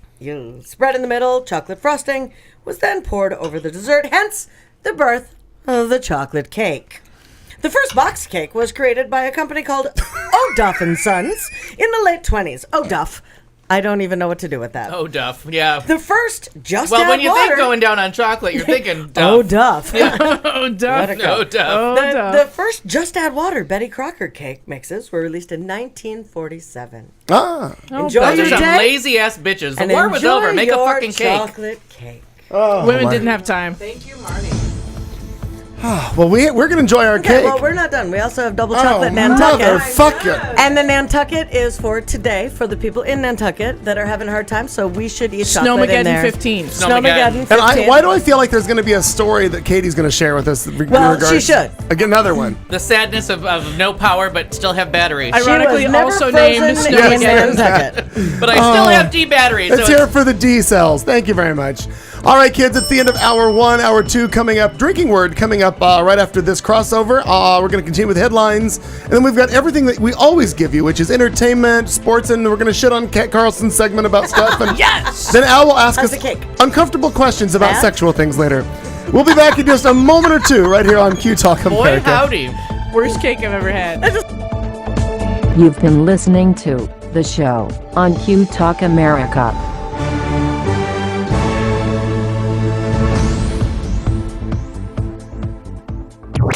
This is Q Talk America. The following broadcast contains adult humor, language, and topics, along with partial nudity. Actual knowledge is used sparingly. This show is a result of a lost bet and a bad game of rock, paper, scissors. It's the show with Clayton McKee. And now, a man with a face for radio, Clayton McKee. Once again, we are back. It's a little after our 8 o'clock hour here in Studio C, Q Talk America. It's the beginning of hour 2, and what we do is we start with our drinking word and a disclaimer, and it goes something like this. And now, a drink along. We dare you to stay awake during this royalty-free music and to play a drinking game with us. If you are currently or soon to be driving a car, you cannot play. If you are presently the primary caregiver for children and or the elderly, you may desperately want to play, but no. If you are listening from a rehab facility, you are disqualified because you already hit bottom. And that means you already won this game at least once. If playing this game is in any way illegal for you, put the bottle down and make better life choices. There is no good in your goodbye, and there is no lifeguard on duty, so you will be swimming at your own risk. Tell your lawyer to take the fucking day off. You can't sue us. We warned you. Good luck. Hand to God. Our drinking word is fuck that. Oh, it's a phrase. Where does that come from? Is that Latin? Watch, Katie, watch and learn. Watch and learn. Oh my god, this is so good. Fuck that. All right, we are not stoned. Wow, serious. Surprisingly. I like how Kat's trying to fix the icing by She's not smoothing fixing it. Yeah, well, she's taking some. Not Yeah, fixing totally. shit, no.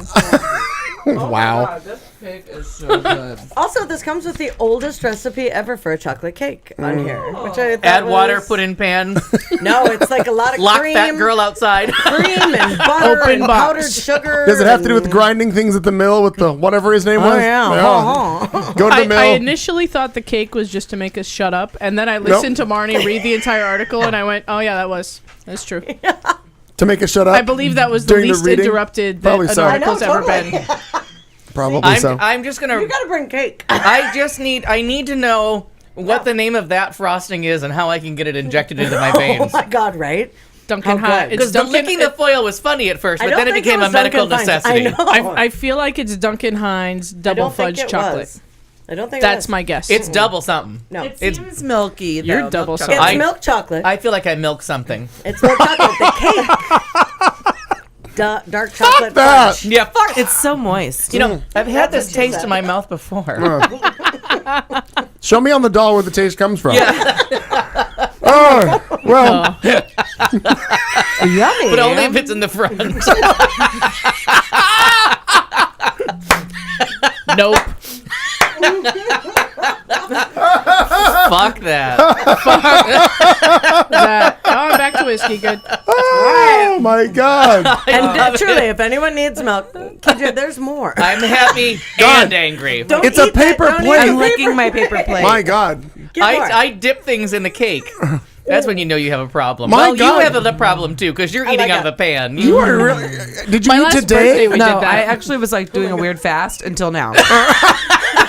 That now This includes is like legit. chocolate cake. On Fuck the- that. That's Fuck over. that, exactly. Fuck that. Katie, good Fuck for you. that. I ate like egg whites all day, and now this is in my face. And now the yolks are all up in Now you. there are egg whites in there. Milk's up. Oh. It's She's like, open. oh my God, I found the vodka. It yolk's was hidden on in the you. orange juice. Yeah, oh my God, there it is. Everyone's missing my bad puns. Well, Nothing. okay. Oh no, we don't miss them. Yep. No, exactly. Wow. Strike. That's one for me the Kat.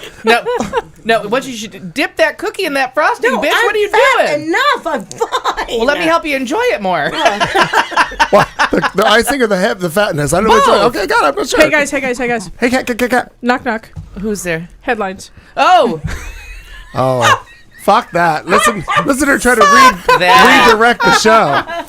Well, I feel like I should have red wine for this. police say a couple. Wow. She's been saving that for a long time. Sure, she has. God, And I hope she that gets was that real job good. at that morning show. Yeah, exactly. No, Because she, Knock, knock. Who's their cat segment? I need more space. She won't have time to be with us anymore because it's a morning show. Especially if you start dipping the cookies in the chocolate, you're going to need more space.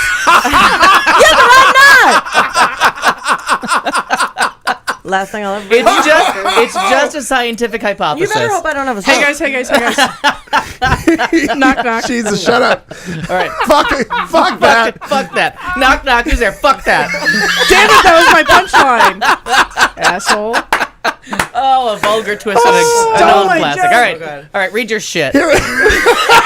Oh, Wow. so this bitch can redirect, but I can't do it with a joke? No. God. It's I Al. went direct. Twice. Oh, well, police say a couple broke into a theme park that was closed for the off-season near the South Carolina-North Carolina line. I saw that movie. And the They made woman a told chocolate investigators that God and aliens directed her to do so. Oh. York County Sheriff's deputies told local media outlets that Francis Green and Jason Lee were arrested Friday night after a security officer at the Carowinds theme park Oh, I've been there. found their truck abandoned in the parking lot. The officer also found in the truck an 8-month-old boy. Oh. All alone. Fuck that. Oh my Fuck that. The guard said that the couple returned after about 20 minutes. Green is charged with child neglect, filing a false police report, and trespassing. Lee is charged with child neglect and trespassing. Apparently, he didn't file the false report. It was not clear whether they had attorneys, and the baby was taken into protective custody. Neither God nor the aliens could be reached for comment. Now, did the kid at least go to the kiddie section and ride like the Ferris No, they wheel left the or kid in the something? truck. Car. I know, but I hope maybe they brought him in for part one and then left him there like, no. No, apparently not. Carowinds is fun because you can put one foot in North Carolina and the other foot in the Confederate flag. No, South Carolina. And then 1 foot in the trunk, apparently, of the car. of the If you're a small child, In the according to boot. that article. Pants. Correct. I've been watching British TV. It's in the boot. Pants. In the boot. Read your story. I'm going to go Downton get some Abbey. more. More what? Just don't worry about it. Beverages. Bring a bottle of wine back. Do I know which one it is? Sure. I think it's the only one. Any of them. Well, local chicks are better. And if Meow Cal's That's listening, what I thought. Meow Cal might understand what I'm talking about. Because there is a place in Minnesota that has a name for their eggs called Locally Laid. Oh, that's fun. That's nice. I'd like to be locally laid. Is that available? That's why local. Sponsored by Al Perkins. That's why Sponsored by local Missy chicks- Al Inc. Boom That's why shakalaka. local chicks are better, and it says it's Renshaw based, Meow Cow. So if you know where that is, I do not. A customer wrote in after seeing "Get Locally Laid" on the eggs. Oh, they were offended. Oh, they were very offended. Oh, Jesus. Are you Fuck ready? that. Dear Locally Exactly. Laid, I haven't been late in years. Yeah, exactly. That. I find your name on your egg carton extremely offensive, and your sexual innuendo and advertising very vulgar. Not only were they the highest prices in the store, but also the worst advertising. I will share this message with the owners of the grocery store and friends. We have enough crudeness in this world without egg advertising adding to it. I bought them in a hurry and will not again. That's my favorite part. I bought them, yeah. I bought them. I bought In them. a hurry. Fine. So apparently he's not real thrilled about the Get Locally Laid, and I love it. I think it's hysterical. Googling And it now. they truly have T-shirts that say "Local Chicks Now there's are better." We have a local story. If I could, may I Please. just? Well, wait, are you May. done? Are you done with that story? Well, enough. Okay. It's but being I don't- shit on, so 'cause she's there- done with it Exactly. now. I wonder. Well, there was a response. I'd like to The- limit our shit-ons on the stories No, today the Why is Really? today Today different? what? because it's No, chocolate but day. we have a local business, please. Oregano's, that has a lot of double entendre Very signs. funny. Yeah. But people are, you'll hear people all the time that are offended by that restaurant. Like, Seriously? when you recommend it, it's like, oh, I don't like their signs because the one is about meatballs in your mouth or like Right. Legalized And getting marinara. high. legalized Right, marinara, right. and you hear about it all the time. People are pissed about those. Very Everybody much needs so. to chill the fuck out. They One- need to have some marijuana. One says it's just oregano, officer. Yeah, that's Right, that's right. the new one I saw. That's Was awesome. It's just I oregano like their officer. signs. Well, and So I'm done shitting, please. No, I appreciate that. Pray Meow Cow, continue. Fuck that. Meowcow, this says that it is in. I like that you let people know when you're done.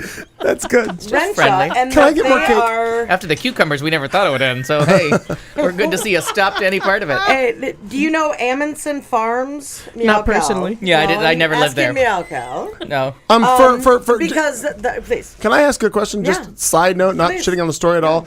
For your like the job. next celebratory day where you need gifts, I'm gonna apparently have to buy you like a case of paper. No. I'm fine. You go through a lot. I'm fine. All right, I'm just saying. It's okay. She looks at a forest and says, "Fuck that." Maybe. I'm just saying because mine's in a computerized document. Yeah, I know. Took him 3 minutes to come up with that word, computer. Eyes. In a. Now, the response was they did a very thoughtful response. Could you read it to us? Well, it's far too long. In a British accent. No. Come it's far on. too long. Not enough Go of full us. on Scotland Yard with it. It says, thank you for reaching out and letting us know your opinion. Not enough of a stand up for what we believe. And they really are respectful. That's back. nice. That's new. Those cunts. And then they explain how they named their company. It's completely demonstrative of what we are. We are the first pasture-raised egg company in the upper Midwest, providing you with eggs which are laid locally. More on the sassy part of the name in a minute, but let's look at local. It's important. And like they really go through and kind of knock this guy out. Cut the fucker down. A little bit. Yeah, they're good for that. Basically saying, eggs fuck are that. laid. The average food product in they're this laid and country they're laid travels local. 1,500 to 2,000 miles from farm to producer. I mean, it really goes through. That's a lot of diesel burned and CO2 pumped in the air. Our cartons travel and a fraction of those miles. We've turned down lucrative contracts that would have taken our eggs out of the air. I mean, it really Good for promotes them. the So they idea stood up for of- they reciprocated, if you will. Absolutely. They talk about the fact that the reason they went with locally laid is, and they call their girls. However, we strongly believe that it's worth all that they go through for locally laid and not selling out, basically. Hens that forage and exercise on fresh pasture lay eggs with less fat and cholesterol and stronger yolk integrity. They're called salad-eating poultry athletes. Wow. I thought that was awesome. That we sacrifice economies of scale by having small flock size. They really go through what all of it's really about. And awesome. it's a good thing to learn about getting your poultry fresh. And if you know somebody that has chickens, which has become a kind of a thing here in Phoenix, it's a super It thing. really is to get them. And I heard actually from one of my friends that's actually raising chickens was that the eggs are considerably lower in cholesterol apparently because that's they're how true. they're being fed. Yeah. Sure. Yeah. And what I love is that they go through this truly with charts, as you would there's love. charts. I love They're charts. High Wait, charts. They're Clayton's all in. things. But and then at the very end. So to the point of your letter, I want to say you're right. Our name locally Fuck laid off. is Is what I totally like. cheeky and pushes the envelope. And I'm truly sorry we offended you. Oh, I'd whoa. offer you one of our American-made local chicks are better T-shirts, but I don't think you'd wear it. But here's where we risk your umbrage. When our perfect double entendre breaks through the media clutter in which we're all steeped, we leverage it. With the second look from a consumer, we educate about animal welfare, eating local, real food, and the economics of our broken food system. We all vote with our food dollars every day, and we respect your decision if our playful moniker keeps you from buying our eggs. It was just important to me that you understood everything that was going on behind the name. Now I gotta ask, would you have learned all this if we were named Amundsen Farms? I like that. Yeah. Very nice. That's a big fuck off to Yeah, you it is what is. that is. But I how like well- it. I mean, Now, like, is she and, educated enough to see past a double entendre? Probably or even, not. First I off, don't use the know. word double entendre correctly in a sentence. But second of Right, all, right. to realize the importance of eating locally, probably She's probably not. friends with Probably Sally not. Kerr, and that scares her and freaks her out, and she can't do it. Totally. Yeah. Well, Totally. I don't want my daughter other- to ask me what's What's it locally called laid. again? Anson? Amundsen. Amundsen. It's, If you actually just look up locallylaid.com, Oh, you'll see their yeah, website. thank you. Right. I was So gonna I it's say, feel actually- that that's might what be it a was. dangerous.com. It's not. No, Put a it's link in the not. chat room. It's I will. Amundsen is gonna misspell it. AMUNDSEN.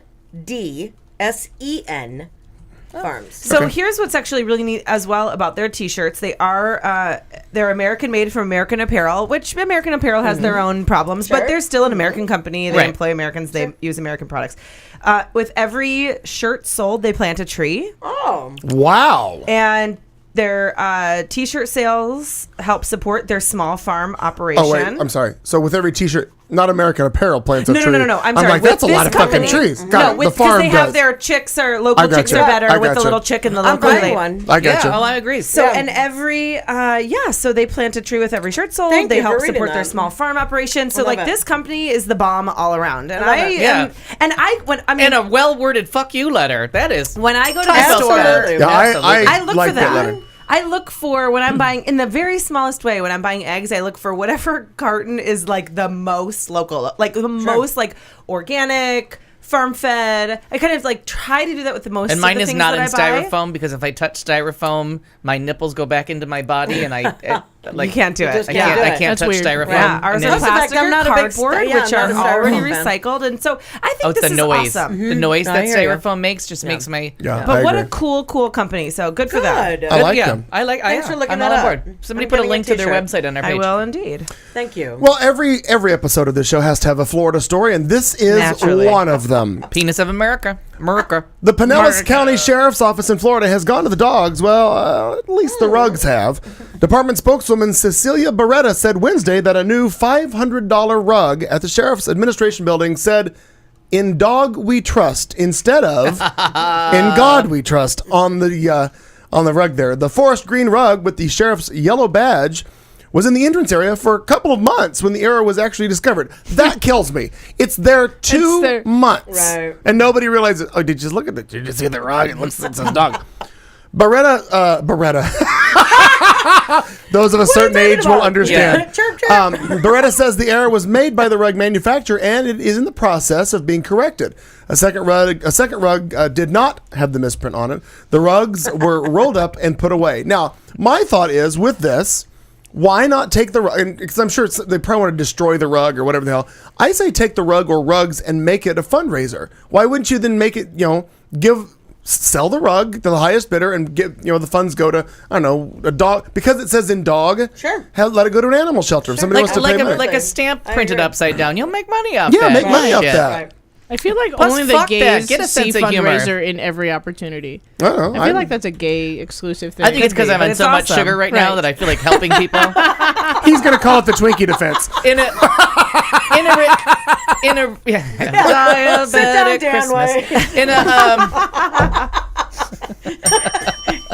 We never did get all those words Fuck there. that. I just want to let you know Yeah, about, that's or awesome. perhaps you have a dyslexic friend at home that might enjoy the humor. Yeah.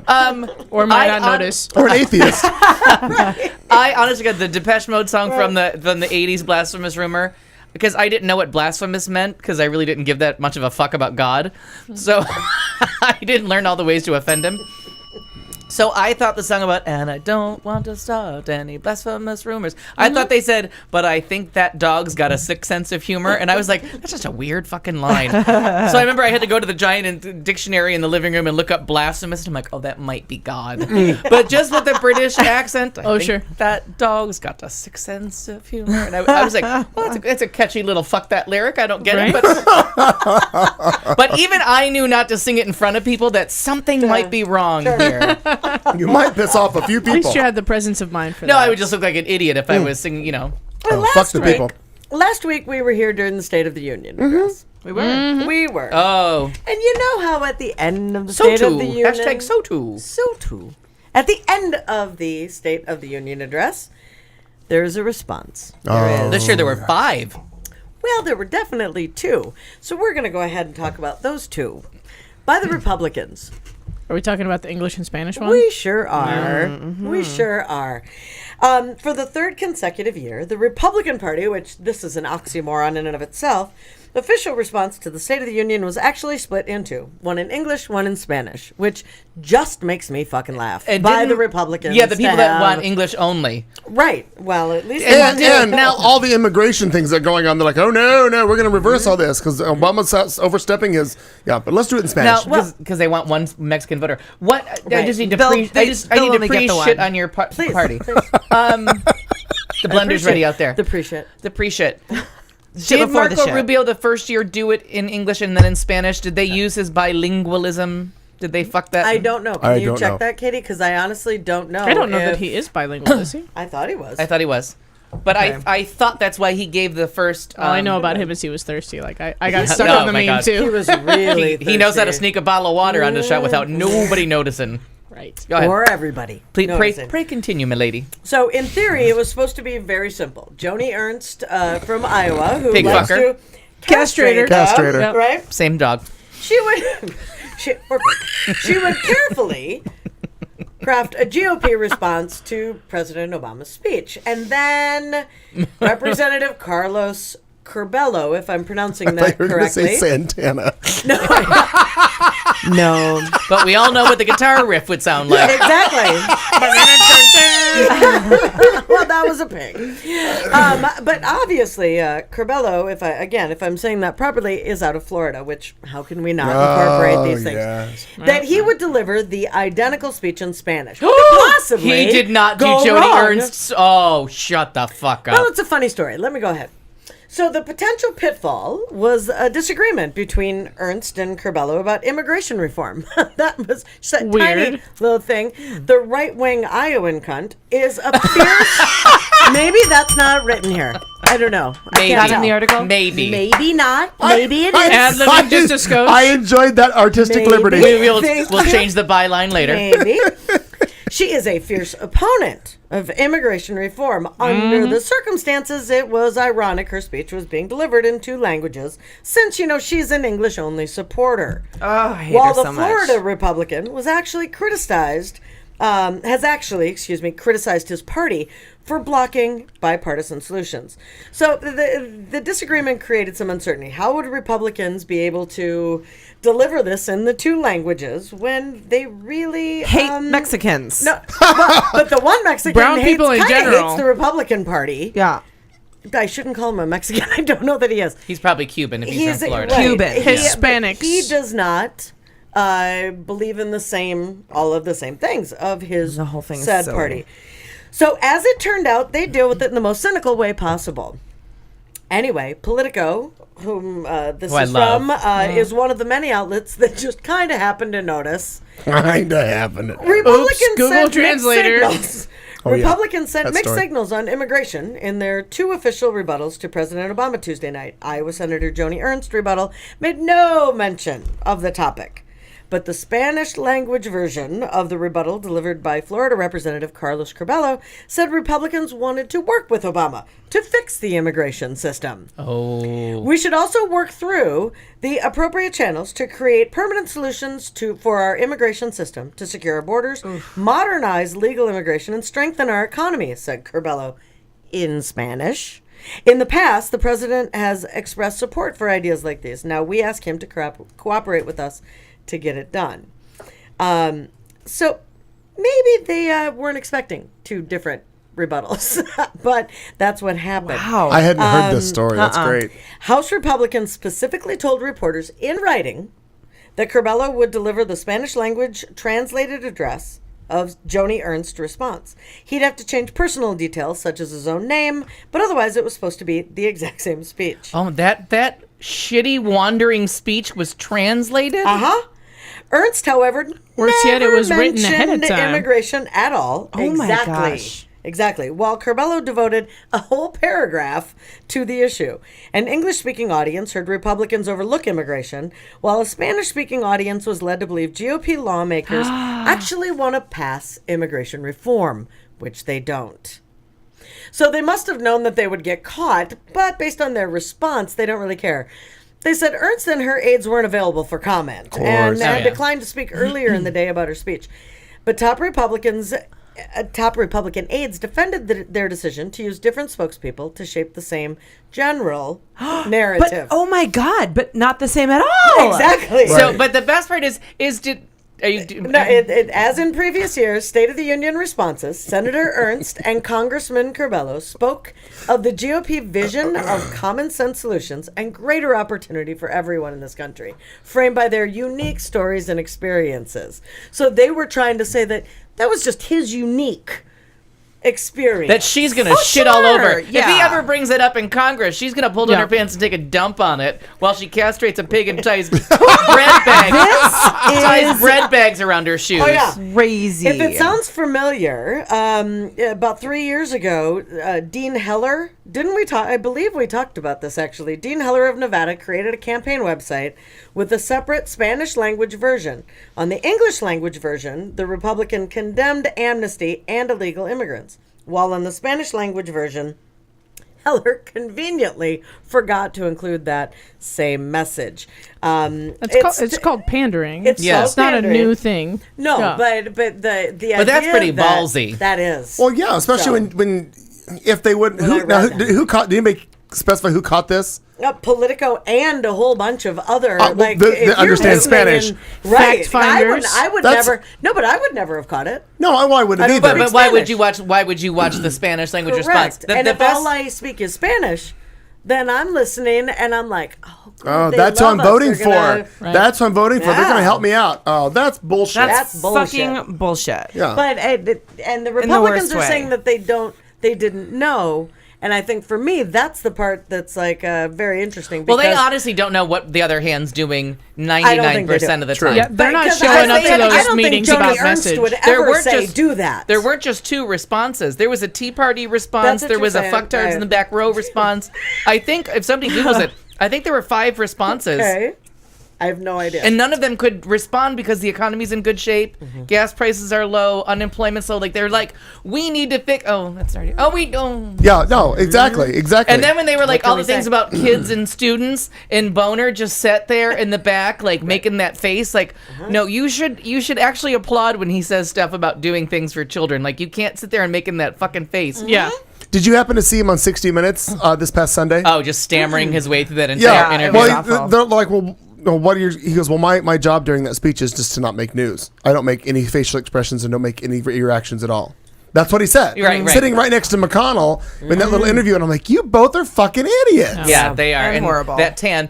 In addition to the official Republican responses, Representative Kurt Clausen of Florida, Senator Ted Cruz of Texas, and Senator Rand Paul of Kentucky All had all their gave own. their own televised responses. So there was 4 plus the Spanish language one. But and the thing about Joni And they Ernst, all differed. oh yeah, because nobody shows up to the Nobody's- message no, meeting yeah. anymore. that they don't have one message. But the funny thing, and the thing that I couldn't get over about that speech was, first off, she took hundreds of thousands of dollars from the federal government on farm subsidies while she's not like just like almost vice rapist and priest and chief Right. Paul Ryan Ryan. got all that money from Social Security from the dead parent. This one, her family, uncle and family members take all this money and then turns around and says like, you know, you're sucking off the teat when you're doing it. Right. And then she told that story like she was some kind of special about the bread bags on her shoes. I would like to just point this out to you that in Niagara Falls on a rainy, icy day, your feet are either cold, they're either warm or they're dry, but they're not both. We all did that with Wonder Bread bags or whatever bread bags we were. Every 'Cause single nobody likes kid that cold, wet walked feet. into their Right. school, Right. because your feet were meant to be warm, and when that slushy rain hit, you got out the bread bags and you wrapped them in until they made those ugly fucking duck boots, yeah, those where are all of a awful. sudden you either look like a retard, Galoshes. and that was the appropriate word at the time. Nice helmet. Nice helmet, That is exactly. historically significant. That is historically significant. That's how I'm using that word today. But you know what I mean? You look like a fucking duck. A ducktard. Is that better? Does that make you feel better? And I'm just like, you're not special, bitch. Every single person Everybody's in the done it. 70s, the technology didn't exist to get you warm, dry feet. So Right. bread bags, they're in there. You Whatever got them. you got, man. You throw them on. That really just... She's awful. That story just made me seem like you're not unique, bitch. You're not a unicorn. Like... No. You're just Take a picture of She's all a- of us getting she's off a the bus in the unicunt, 70s. is She's a what she unicunt. is. I do You're a like pig unicunt. castrator that Unicunt. lived in You're a the pig fucker. Yeah. suburbs She's awful. or the rural Awful. area, whichever. Yep. Oh my God! Well, let's go back to the lovely state where Al loves to spend time. A New York man has been arrested after bulldozing the home where he lived with his wife.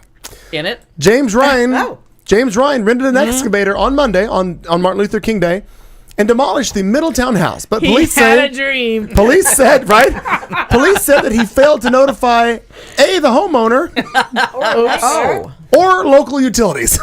Ooh, that could end badly. Records Our show second that story about gas in one show. records show that his wife Diane Andrushak, who's the registered owner of the house, and his wife is listed as the sole owner of the property. And police said that Soon to be ex-wife. that he failed to obtain her permission before destroying the 840 square foot 3-bedroom ranch home. A neighbor said, quote, he bulldozed all her clothes in there, washer, dryer, furnace, hot water heater. Everything was still in there. In fact, her medications were still in the medicine cabinet. The neighbor also described Ryan as a loose cannon. No,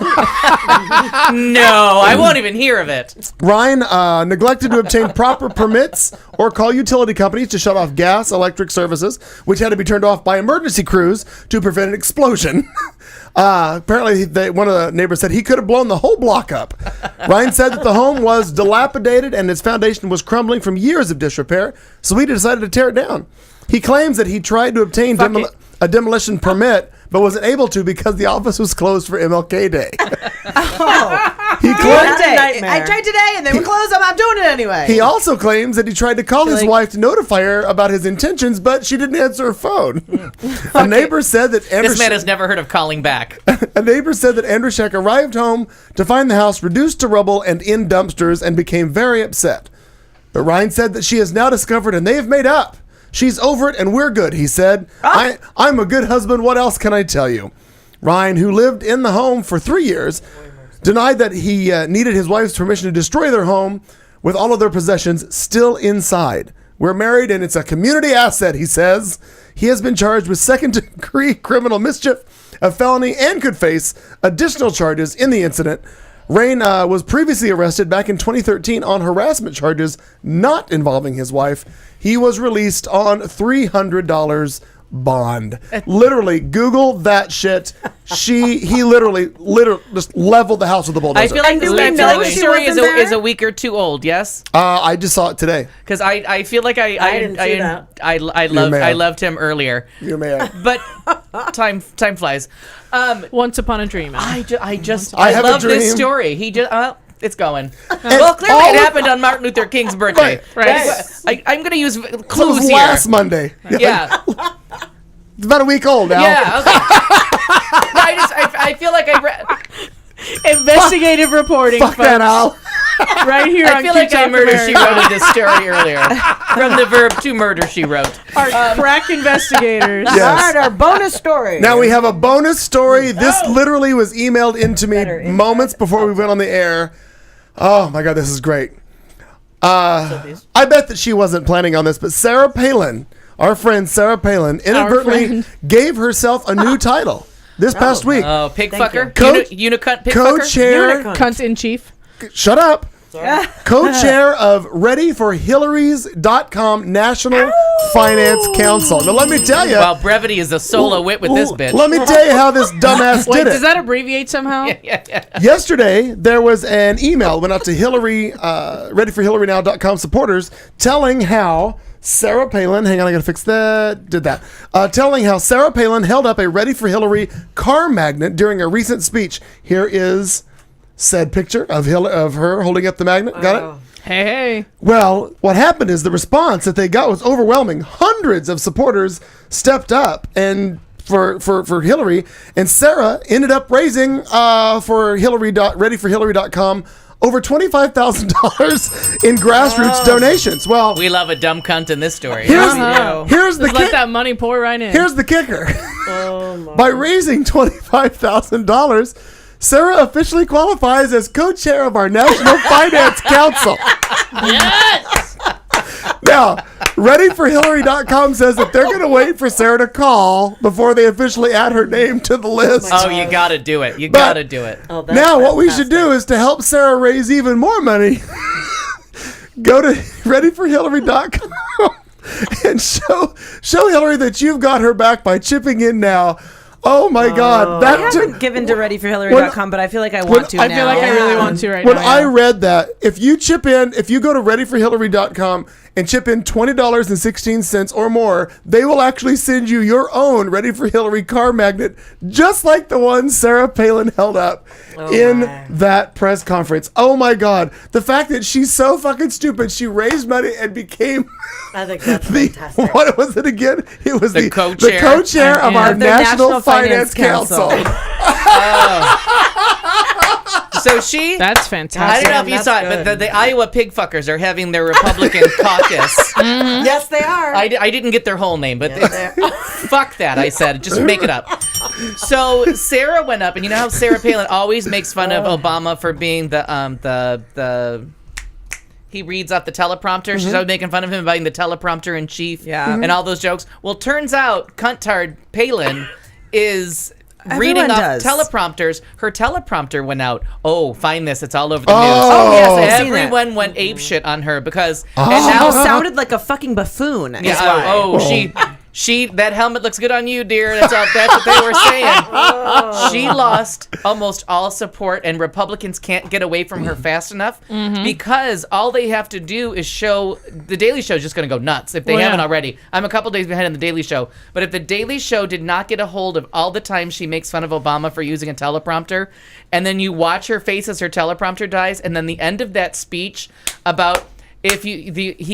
somebody can't ride you if your back's broken, so you need to do your core exercise. And somebody's like, is she talking about Pilates? What? She just wanders, and her speech is truncated by, like, the last 5 minutes are gone, and she ends up in Brokeback Mountain. Like, I wish I knew how to quit you. I wish I knew how to quit you, teleprompter. It was like, fuck this, I'm out of here. But it was, and now her biggest support. So Nicole Wallace was. Aaron just put a link in the chat room for it. Yeah. The future ex Mrs. Dr. Ben Carlson. Yeah. A bizarre improvised rant is what they're calling it. So Nicole Wallace, who just hates her, like I can't imagine. It is Weird, just thinly veiled contempt. So she was on a panel on MSNBC, and they're like, well, you know, all things Sarah Palin, we're going to you, and she's just killing herself. Like, I had a political career before this bitch. Please, someone Please save stop me. standing me next to this She was bitch. like, I was in my wedding when Katrina hit. I did not tell Bush to fly over, and now I got this cunt on my back. But if it was stronger, she couldn't ride you. So they get to her, and she says that her Palin's biggest supporter and the guy that blamed her and blamed McCain for the way they handled Palin and saying if they had just let her go. You mean didn't blame her? Didn't blame Palin. Blamed Nicole McCain. Wallace and McCain for everything that went wrong with Palin. They were saying if you would have just let her be herself, she could have been they would have won the election. And he's been her biggest supporter. And who is this? I can't think of his name, but you'll find him because anytime they show this clip now, one of the big things is like Palin's biggest supporter is like get her out of the Republican Party. Like make this stop. Because the speech is so quotable and so today what they did was remark about how a man can only ride you when your back is bent. It's just so fucked up. But it should have been like 5 more minutes of the speech, and she only gives this rambling analogy about a broken back or a bent back or. She was also seriously interested in a 2016 presidential bid, which I didn't know that was a thing. Oh, it wasn't right up until that speech ended, because then she has to. I know she was in Iowa, kind of stumping, but also no, she was Iowa's at the big testing ground. But for candidates. It was where they all went. Everybody who wanted to be president gave speech. Everyone who wanted to be president in 2016 for fakesies, because real presidential I think some of the real presidential candidates, unfortunately, like the Jeb Bushes. No, they're all there. They didn't go. They didn't speak in Iowa. Jeb Bush and Mitt Romney. They didn't speak in Iowa. I was under the impression Jeb Bush spoke first. There's a cat in my lap. No, let me look. But I was just listening to an NPR story, and it was really interesting because they were talking about how when you go to Iowa, you have to go so crazy right wing, and these other people were like, we're not going to go so crazy right wing because we know where the Democrats are. And if we want to win some of these other like big voting blocks, like the Latinos, that could be the community, true. then we don't want to have to say things that we're going to have to go back on. But if we go there and we say them in front of these like crazy conservatives, then we're going to be on record saying them. We'd rather just not go there at all and not back ourselves into a corner with certain things like immigration and LGBT rights and I'll have to look at it because I know a lot of people spoke. But the funny thing was, a lot of people spoke except for Jeb and Mitt. But Mitt's hole's already dug. Oh, he's done. They can't dig up anything else shitty, he Right. said. But the best part is that in her speech, the term status quo was in there, Yeah. and it went dead. Her teleprompter went dead after status quo, so she had to try and use it in a sentence that wasn't on a teleprompter. And when she explains what status quo means, it's Latin for like "fuck the middle class" or something like that. Yes, I did hear that. Oh Shut the my fuck god! up. Oh, it's genius. And so the person on The View today, because they just taped 2 shows I yesterday wanna because of the blizzard, and they watch knew they weren't this. coming back. Snowmageddon 2015. So they said, we just hope that Tina Fey is like ready to go with this one Yes. because it's so much fun. It was the best of Sarah Palin Unscripted. It was, It was the worst of Sarah Palin. I know it was Dickinsonian. What is the word for that? Sure, I'll allow it. Dickinsonian. Yeah. Oh my god. Dickinsonian. It was a delay. I've watched it like 4 or 5 times. What is status quo I have to mean? watch it. Well, there we go. That is headline segment, and I think we're ready for Mr. Perkins and its entertainment. And it goes like this. Hey! Entertainment! Well, we have our 2 important guild awards given. I have some movie reviews for you, some TV suggestions, a little bit of news about Hannibal. And we're gonna dedicate this section to a dear departed friend. And I don't know, I thought it was over. Now. It's been the same. She knows it. She's a long-time listener. I'm usually at the wrong page trying to do this, but so this Typically. time I went through the right. Can I get more cake? Yes, Can I shit on your segment already? Yes. I'd like you to put some. If it shuts you up, you eat as much as you'd like. Oh God! Really?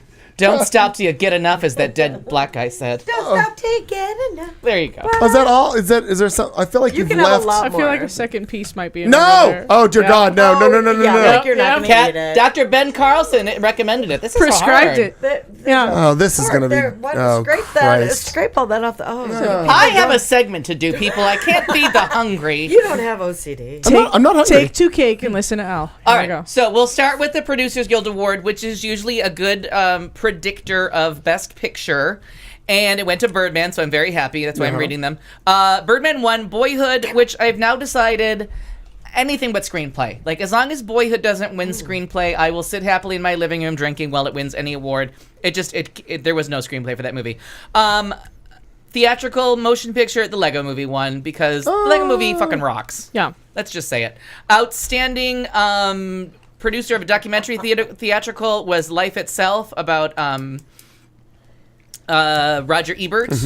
So a little bit, it's not even nominated.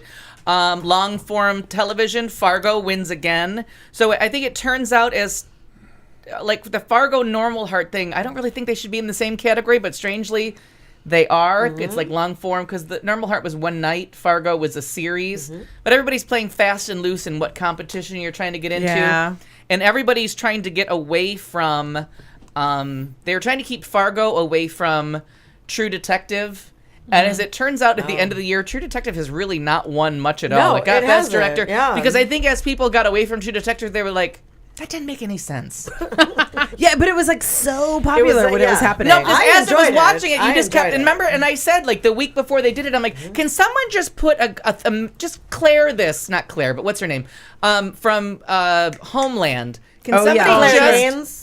Claire Danes? But Yeah. what's her character's name on that? I can't think of it. Homeland, Claire Danes. But can you just Claire Danes the wall and just put all the facts on the wall and let me see if I can make something out of this show, because I don't get it, and I didn't read this book from 1905 about the Yellow King.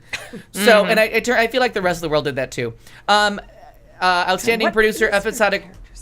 I know, God. Now I'm like- hopefully it's If going to come only up. there was a way. So, episodic television drama went to Breaking Bad, and this is where True Detective was hiding, but it beat out House of Cards as well.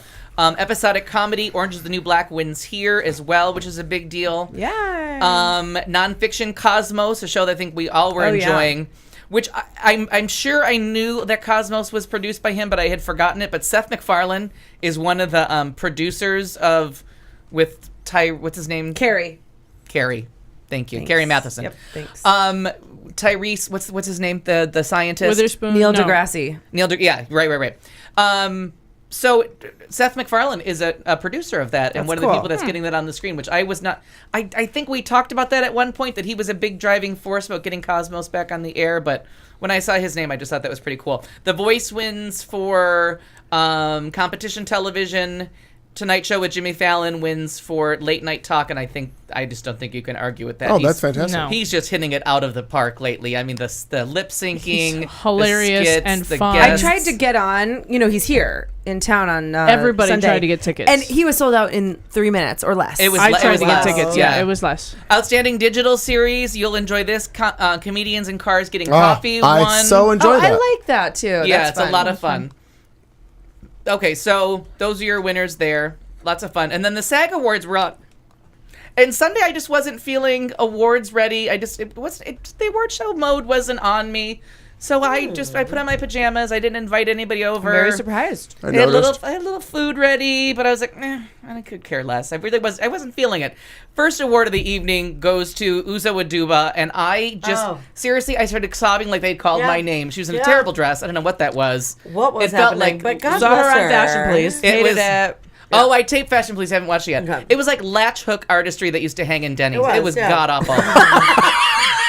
But I have to still tell do you, that. I found her speech so moving, and I have no idea what my connection is with Crazy Eyes on that show. But from the first time they brought her on camera through her arc of season 2, which I thought was just so well done. Her character, her storyline of her as Yeah. a child. It's very and how she was manipulated with V to like turn on everybody, and Poussey and Tasty. I mean, they're all so good. But to have her, and why they're singling out her, and I don't understand why I have the connection to her, and why, clearly other people do, because in a huge cast like this, how can you pick out the one person to nominate? Right. I find that very hard. But for some reason, I'm as attached to her as other people are too. So it's striking some kind of chord. It's a thing, sure. Yeah, that I don't get what it is. So that was very exciting. So Viola Davis finally won the awards I've been saying she That should was win. awesome. Viola Davis wins for female actor in a drama series. William H. Macy wins for comedy series for Shameless. Mark Ruffalo finally gets his award for male actor in a TV movie or miniseries. Frances McDormand, who everyone thought was going to win, finally won for Kittredge. Game of Thrones wins for stunt ensemble. Unbroken won for stunt ensemble. They have a stunt for the guild, and I just like how they do all that. Let's see. Kevin Spacey wins for male actor in a drama series. I love him so much. For House of Cards. And then Downton Abbey snuck up and won again. Surprising, but I guess people are watching this British shit. I find love that the shit out of it. See, I can't just feel stop like nothing watching happens. it. But No, nothing ever happens. You're like, oh, what just happened in that episode? Fucking nothing. Yeah, but all. I just feel like Julian Fellows has written all his 19 movies on the same topic, and we just keep rehashing. He wrote Gosford Park 15 years ago, and he just writes the same shit over and over again. But I love that he's giving all these people work. God bless him, because they all got work. Orange is the New Black wins for outstanding performance by an ensemble in a comedy series. I have to tell you, I was applauding and so happy for it, and then I realized that 40 people won. Most of the shows, they pick the 8 leads. They gave that award to all 40 primary cast members, and that's how they, you list who you want to be nominated, and you don't go down as far as third girl from the left. There's 40, what they consider 40 principal parts, and they gave them all awards. And when I saw that cast go up on stage, I'm like, well, of course the Screen Actors Guild. They just employed, there's 2 men on that stage. They gave 38 women of color and minorities jobs in a show for women, about women, where they're not just talking about men. They're not talking about their real lives. It's not our And real it's not lives. None of even us are in Lifetime. jail, but right, exactly. But I'm like, how do you resist a show that's that well written by a woman, created by a woman, for women? Half the voting block is women. Yeah. You got to stand up and be counted on that one. As soon as they all got on stage, I'm like, what a powerful message that half the women in the audience just went up to accept for here's where Right. we're getting work, while you fuckers keep making movies with 2 guys and the girl gets beaten up or raped. Here's a show with 40 women in strong roles. So I just thought it was so good. Patricia Arquette, I think we can stop wondering what's going to happen on Oscar night. She's going to win an Oscar. Okay. That's where Boyhood's winning its Oscar. This one's just sealed in stone, covered up, bury it. It's gone. J.K. Simmons, I already told you that shit was over. Yeah, that's that Yeah. category is a no-brainer. That is the best performance this year in that category in what is a really good movie.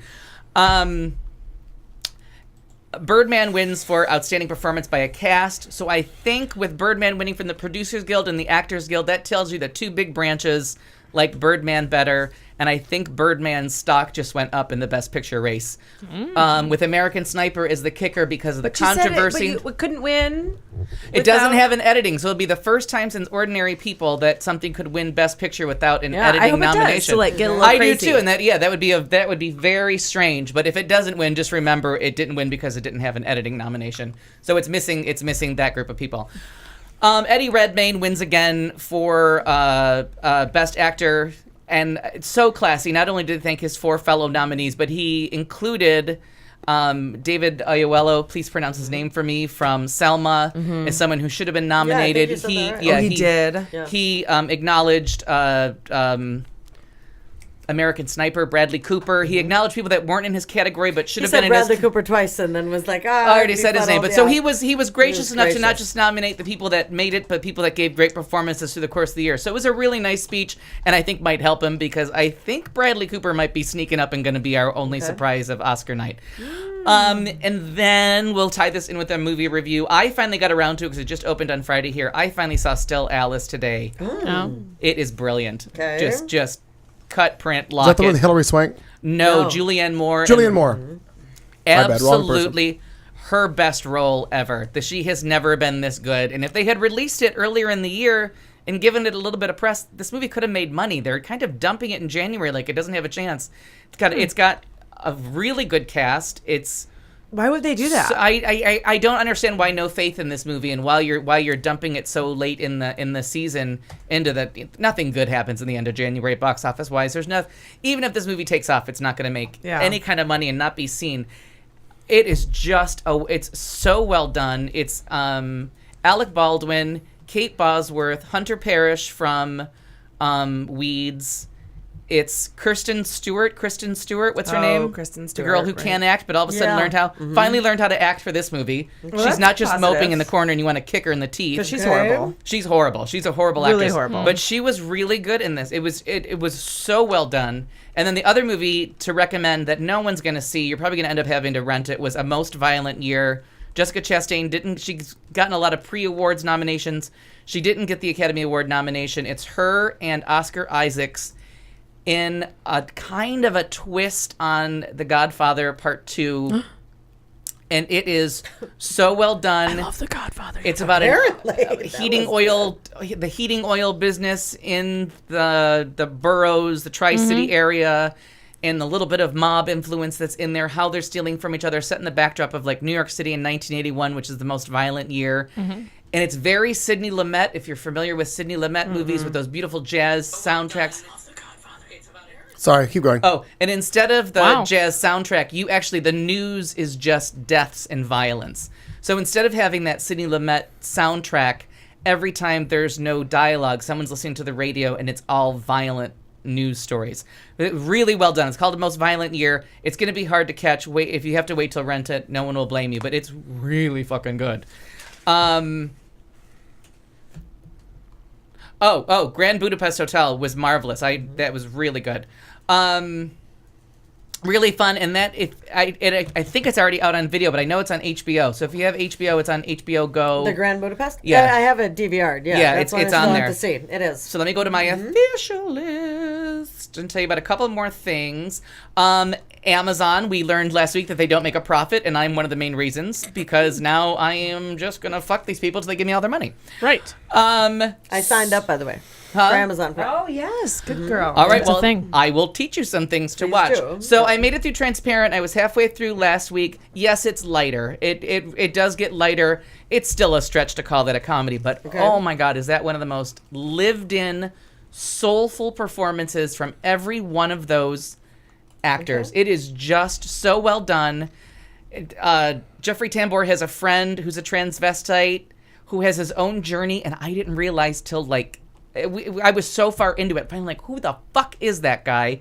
And I kept seeing his name in the credits, and I was like, well, he wasn't in this show. Never put it together that even though he's a man and dressed as a woman sometimes, I just couldn't align that actor with this fragile part of someone who needs to be a transvestite. And then they addressed transvesticism versus transgendered versus gay, like drag queens, and they go to a retreat and they address that. It's just so beautifully done.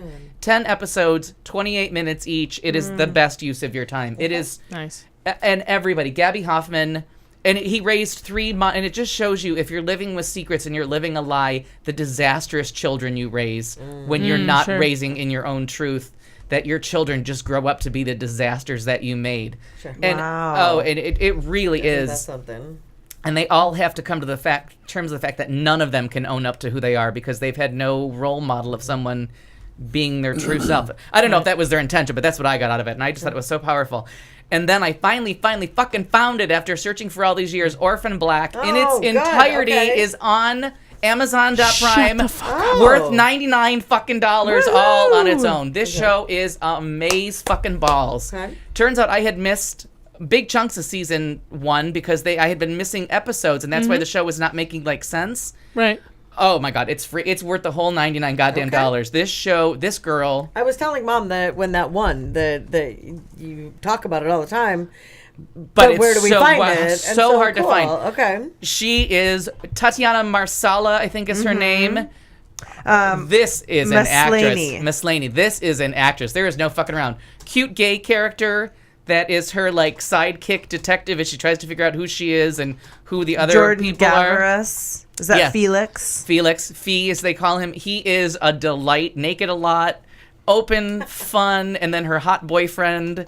And it's a great mystery. It's a great story. It's so much fun. And then the last thing is on Netflix from the BBC, The Fall, with Gillian Anderson and Jamie Dornan, who is in 50 Shades of Grey. Don't go see that movie, but go see him in The Fall.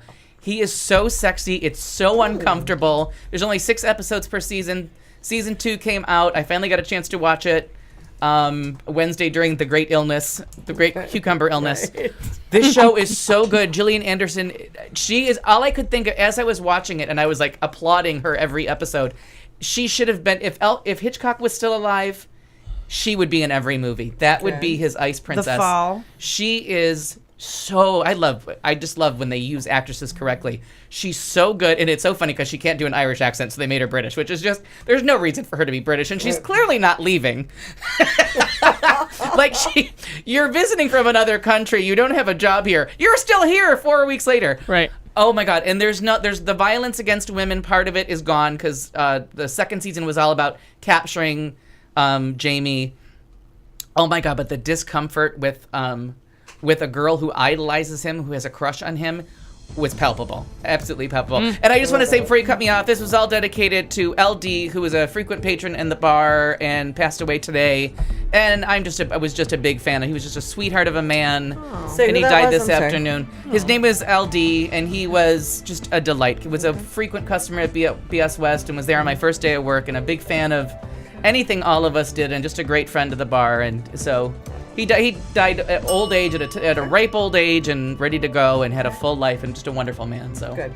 Well, thanks for LD for. Yeah, I finished Being all there. entertainment before 9 o'clock. Actually, I have Look 2 at you. questions. Oh, we'll come back with your good. questions. Oh, I like a question Marnie and has answer period. follow-up questions coming up also.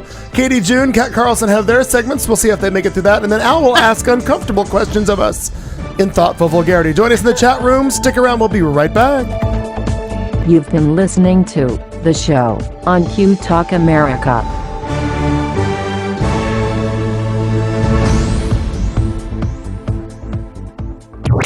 This is Q Talk America. The following broadcast contains adult humor, language, and topics, along with partial nudity. Actual knowledge is used sparingly. This show is a result of a lost bet and a bad game of rock, paper, scissors. It's The Show with Clayton McKee. And now, a man with a face for radio, Clayton McKee. Hi again, everybody. Beginning of hour 3, as we do on a Tuesday night. This is The Show. It's Studio C, where we are coming to you live. We do it every Tuesday, 7 to 10 to 10:30, depending on how drunk we get and how much talking we want to do. Again, we're here with you every Tuesday night. It's The Show with Katie June, Kat Carlson, Marnie Ryer, Al Perkins, and me. I'm your humble host, Clayton McKee, right here for your listening pleasure. Join us in the chat room if you have not already done so. So many people in the chat room. Aaron from LA, Don from Washington is in there, Jeffrey's in there, Drew, Meow Cow. A lot of people in the chat room. So thanks for all being there, everybody. As we closed out last hour, Al was wrapping up his entertainment section, and Marnie had a couple follow-up questions. Marnie Ryer. Well, there were two things. One, I wanted to let you know, because you want me to see newish movies. Mm-hmm. We finally sat down and watched, Mom and I did, August Osage. Oh, yeah. Oh, yeah. Jumping Jesus, did I feel good about me? Really? Fuck me Eat running. the fucking fish. You want to break plates? We can all break plates. Oh, it's my favorite line. But I sat there and we were, Mom and I at different points would turn around and just look at each other and be like, good God. Mm-hmm. And then we realized how normal the Ryer family was. Yes, and we realized how, like where you're... Is that by chance the one with Meryl Streep? Meryl Streep and Julia Roberts. Got it. Bingo. I mean, for real. And I loved the cast. The cast was amazing. And Margot. I love her. You're talking to the sister? Yeah, Margot. God. Martindale. Just. I love her. If Meryl Streep was not in them, if Meryl Streep and Julia Roberts weren't the bigger stars, I thought hers was the Oscar-nominated turn. She was fantastic. Yeah. Yeah, I appreciated her in that movie. But the whole thing, I was just startled. And then, as I'm watching it, I realized that the person who played June, I'm probably saying that wrong. I never guessed in a movie. Yeah, I'm not kidding you, Drew. I'm with you. But the June, the Native American who was, or Indian as she was just recently found dead. Yeah, she just recently died. And they're saying like an accident. Her name was Misty or Missy or something. And she suffered from depression and bipolar disease. Yeah. Well, and it was so watching the SAG Awards. All of a sudden, I'm watching different things, and I saw different names. And then we're watching August Osage, and I went, looks really familiar. Yeah. Why does she look so fucking familiar? And then I looked and put it together with her name and the other, and so that was kind of sad. But I just wanted to let you know, watch brilliant movie. What a fucking brilliant movie. And I honestly think that's Julia Roberts' best performance. Absolute best. She looks fantastic. She did, and it was like a freeing movie where, like, with that screaming and when she attacked Meryl Streep. And again, I was like, about the pills, son of a bitch. A very lived-in, believable performance. It was like, so believable. You forgot it was Julia Roberts half the time. And I've never found her more beautiful as I do in that movie. I agree. She looks so natural and so Oklahoma. Like I bought it. I think that's what people from Oklahoma look. Fucking sinker. I bought, except for Sally Kern. From Oklahoma looks like Julia Roberts. Then count me in. Yeah. Except for Sally Kern. Yeah, She's from that's Oklahoma. true. That's all. That's true. The one thing you did not touch on that I am intrigued by was Carrie Fisher and Debbie Reynolds. I did mean to. Carrie Fisher, her meds are working clearly.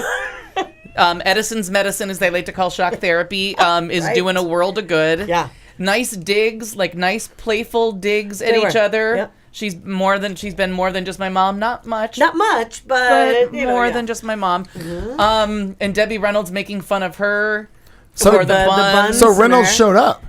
Reynolds showed up because I'm going to say in part. Now, did you notice some? Yeah, and she looked a little unanimated in the audience when they would fly the camera by her. Mm-hmm. She kind of looked like an older person who may not have been all with it.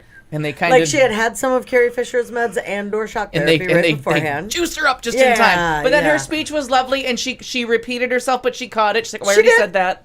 And then she said her favorite was Singing in the Rain, and then her favorite was Molly Brown. Yeah. But it was cute. How many years ago did Will and Grace go off the air? Oh, a lot. I want to say 2006 it went off the air. Sounds right. Okay, so we're several years that she's passed it. Right, but she was in and she was in Beyond the Candelabra where she a character part. Oh, that's true. She did. She played his mother. Yep. And that's right. She's done Simpson episodes. When was the bird? Nope, not the bird. The bird is the word. She was Kevin Kline's mom.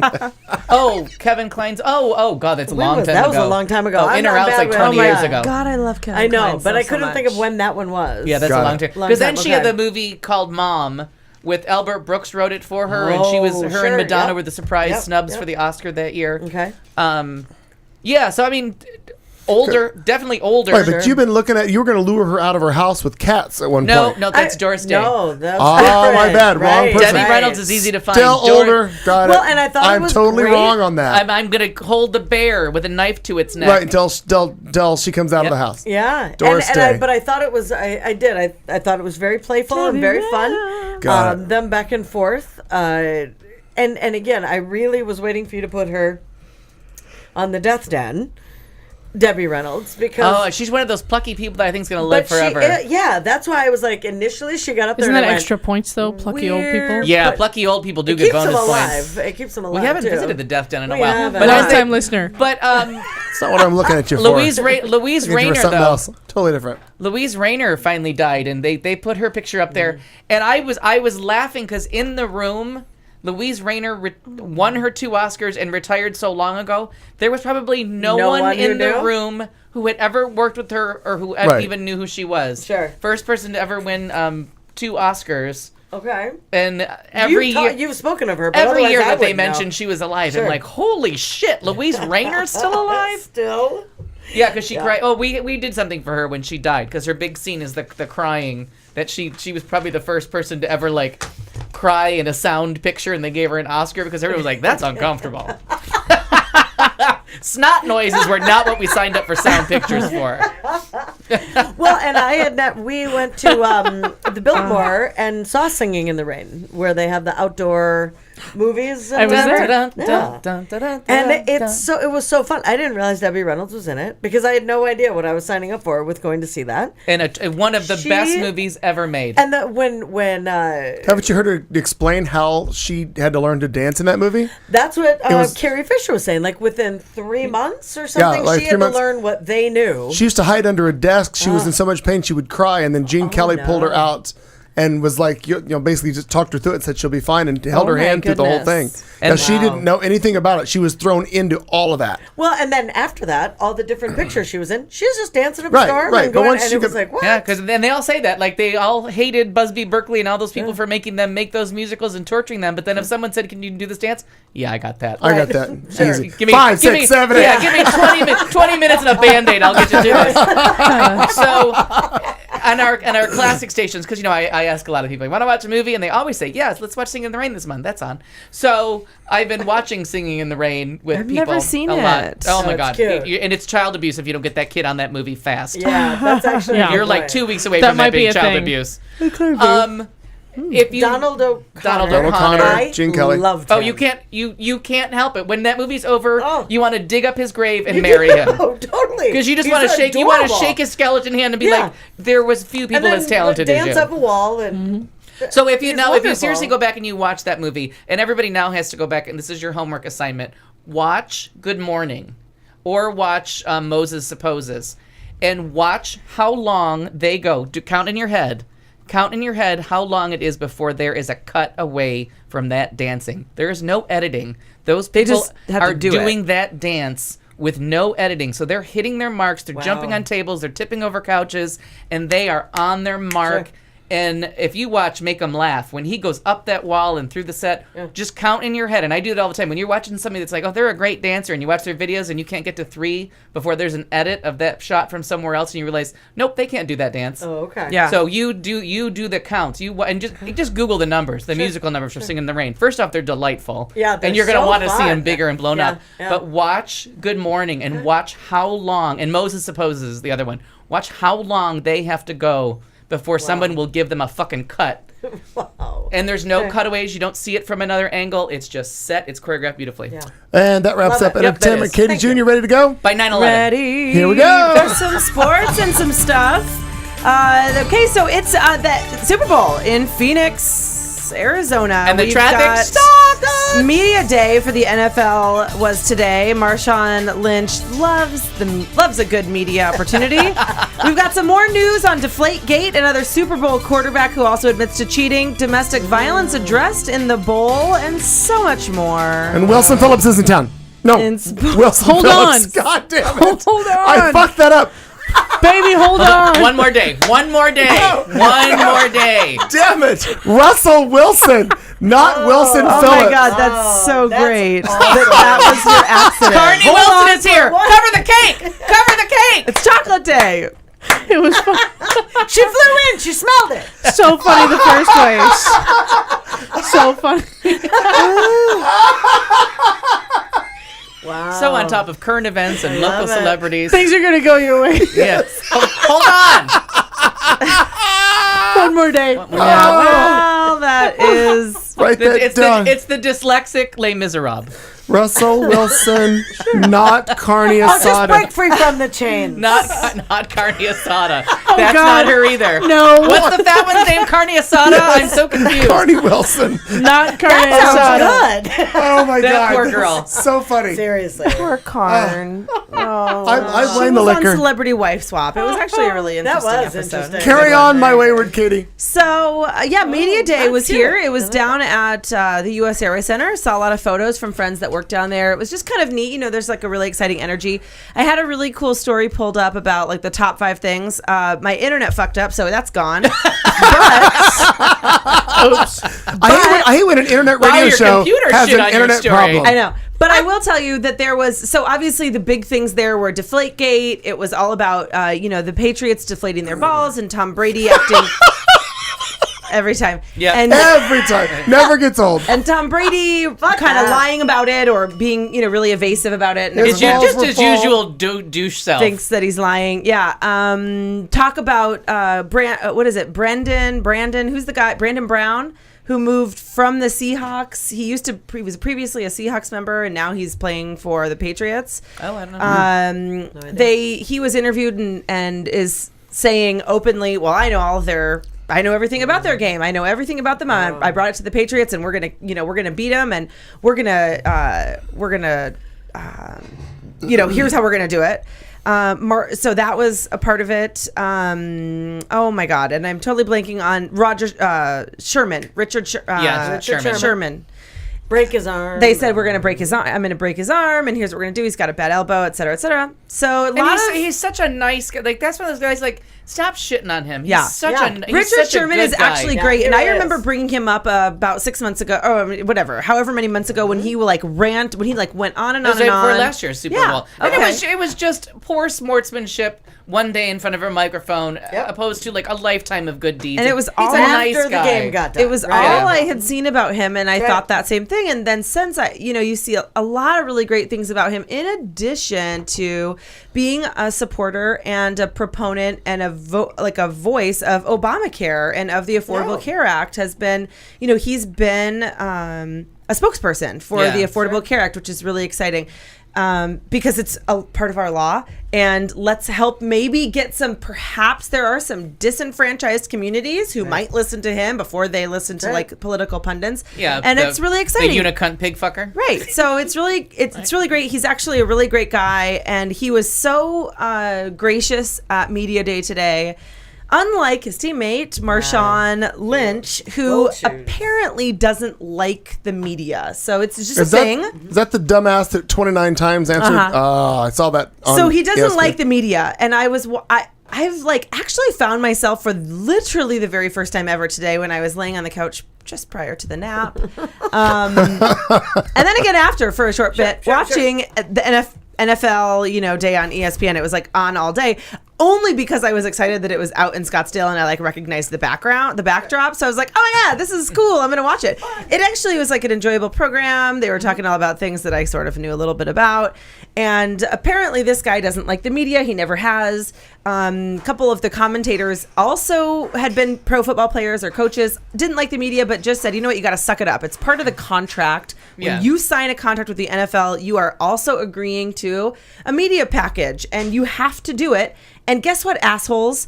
you're not going to be here playing this game for nobody. Like, the people that are watching the media are the people that are buying the tickets, that are coming, that are buying your stupid jerseys. Because these are the inside baseball people. Yes. Like, these are the people that are like, okay, we're so into it. We're going to watch this dumb interview. And all of these media clips, though, it's what they use to promote the Super Bowl. It's what they use to promote Arizona. It's what they use to talk about the team and the sports. And so it's when you go sign up to play professional football, it's part of the gig. You have to do it. Anyway, this guy is uncomfortable, which is weird because I saw him making, like, in the end zone at some point, doing like a big giant jump in the air crotch grab as like his victory crotch grab. So that totally comfortable. I'm totally gonna start doing that. Victory crotch grab. Yes. VIP crotch grab. Yes. In here, Cat Carlson Memorial Stage VIP crotch grab. So that's was really thing. cool. Yeah, no, super totally normal.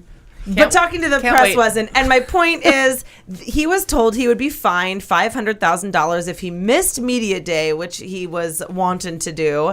And he showed up to media day, and you had to be there. The rules apparently speculate that you have to spend, there's a minimum. You have to be there for at least like 5 or 7 minutes, something really, really minimal. So he gets into his little press box, sets his timer for 7 minutes, and visibly is like, all right, you got 5 minutes. They ask him the first question. He says, I'm telling you right now, I'm here because I gotta be so I don't get fined, and I'm not going to answer any of your questions, and I'll sit here and do this game with you for the next 5 minutes. But your time is going, so go. So the first few people ask him their questions. Legit, this is a part of the biggest media spectacle in the fucking country, and he responds every single time with, I'm just here so I won't get fined, for 29 times questions in a row. And the media folks thought it was hilarious, so they keep asking him questions. Yeah, it gets funny after a while. And they showed the clips over and over again, him over and over, finding not even like new and interesting ways to say the same phrase, just the same phrase. I'm just here so I won't get fined. I'm just here so I won't get fined. Again, just here so I won't get fined. And or has he learned his lesson that everything I say is just going to be used against me and misconstrued, and I'm going to come out as an asshole? I was just going to say, still gets fined. Was I getting cake during the part where we learned why he hates the media? He's just what my understanding was, and I could be, I don't know, racial profiling against all black people. He's just uncomfortable. You're talking about Drew was asking. It's Marshawn Lynch. Sorry, Marshawn Lynch from the Seahawks. But is he uncomfortable from like a privacy standpoint? Do we know? I don't know. I don't know that he's. I'm sure just somewhere I'm a along the way. douchebag, and here's how I'm going to make. And my headlines. understanding was the Seahawks were going to be getting rid of him. Like they were like, we can't wait for this fucker to be out of here. Well, and he's a good player. He's a good player, but they were going to find him. If you guys heard about this during the Green Bay game, because he was going to wear gold shoes. Do you remember hearing about that? No. He was going to wear gold shoes, and they were like, "Nah, you're either kicked out of the game or you're fined or something." Either way, gold shoes are not allowed. I don't know why, which I thought was so kind of Cinderella. dumb. Well, that'll be our homework for next week. We'll find out what about the gold shoes. Fuck that. We haven't said that in a while. A slipper as pure as gold. Yeah, exactly. Well, he wanted that. So we also are hearing a lot about this Deflategate, of course, which is where the footballs that the Patriots use, because each team brings their own balls to the game. So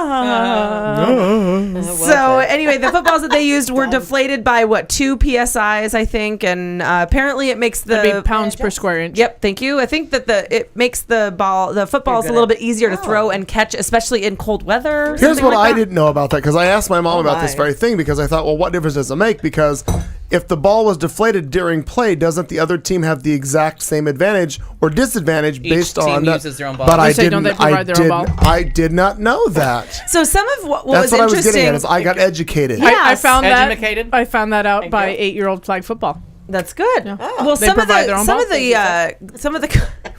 Maybe use a different knife. What in the fuck are you doing over there? I'm licking things. Jesus Christ. My God-given right. Is it weird that I want another piece? Some of the announcers on this ESPN NFL Zone were like, you know what? Let every and without knowing anything else about it, tended to kind of go, yeah, that makes sense. Thank you. Listen, let every quarterback show up with the balls they want to play with and say, you know what, like, because it's so dumb, but you can't laugh. You Or at least meet him at the stadium. Yeah. Right. Buy him dinner. God and they're damn saying it. like, if this quarterback likes him a little bit harder and this quarterback wants him a little softer, just let them all bring their own favorite balls to the game. But really, and it kind of made sense. They're like, look, we want to get the best out of all these players. Like, it's not going to make that big of a difference. But but here's the thing. If Kat likes a hard ball, I'm going to do something else. If yes, I do. likes the hard ball and Clayton wants the softball, then they're both playing with their best like Set of balls. asset, right? Sorry, you can't. I feel can't. you can't not do it. Now my thing is, Sorry. it was such a blowout of a game. They could have been playing. They really could have been playing with tennis balls, And it wouldn't have mattered. And it really wouldn't have mattered. And that's what some of the other because the Colts were out of luck. Right. The but other people at were the saying same is time, that I think there was it's a pun there. Did you difficult. enjoy that? It was nice. Thank you. It was nice. I didn't pay any attention.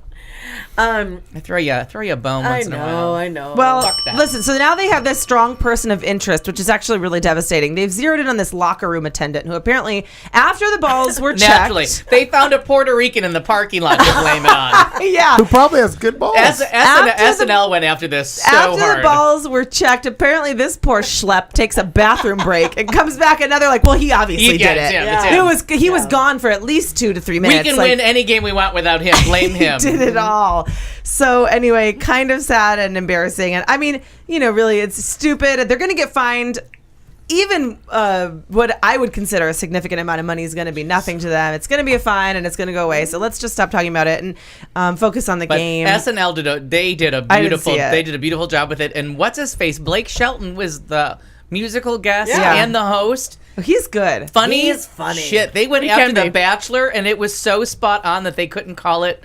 You know how they always call it the real show? They had to make up a fake name for it because they were afraid ABC would sue. Oh, really? And ABC responded to it as being like, that's not, well, it is kind of, but it's not. It kind of is, but it's not. Yeah. Sort of is. Because he's like, I know 3 girls got to go home this week, and I'm thinking it's week 2, so it's going to be the 2 black ones, the one with the curly hair. And it was like, oh my God. And The Bachelor was like, no, That's awesome. Oh my God, they were so good. Go ahead. I'm sorry. So amid all of this hoopla over Deflategate, their Tampa Bay Times' Rick Stroud has published a column reminding us of similarly shady schemes that have happened before and not too long ago. Talks about Tampa Bay quarterback Brad Johnson, who admitted that in 2012, so this is a couple years ago, he paid $7,500 for ball handlers to scuff and wear in the balls before Super Bowl. Oh, I'm sorry. Admitted in 2012. XXXVII, whatever the fuck that means. 37. Sure. Good job. So he goes, I paid some guys off to get the balls right. I went and got around 100 Some footballs. call it prostitution. And they took care of all of them. Who said this? Who's This Johnson. is Brad Oh, yeah. Johnson. Okay. Number 14, Minnesota Vikings. Johnson threw for 215 yards with 2 touchdowns in the game, and Tampa Bay beat the Oakland Raiders 48-21. Oh my God, that was the year the Raiders were in the Super Bowl. That was the only year I watched. Yeah, that was against another Minnesota Vikings quarterback, Rich Gannon. And Rich Gannon and Brad Johnson decided that and Jerry Rice were on that team together. I paid attention to football one year. But they talked about the fact that they each said, why wouldn't we? Nobody wants to play with a brand new shitty new balls. virgin ball. Yeah. You want a ball that's been worn in Shiny a little bit. disco ball. That's true. Leave it. Fuck that. Leave it.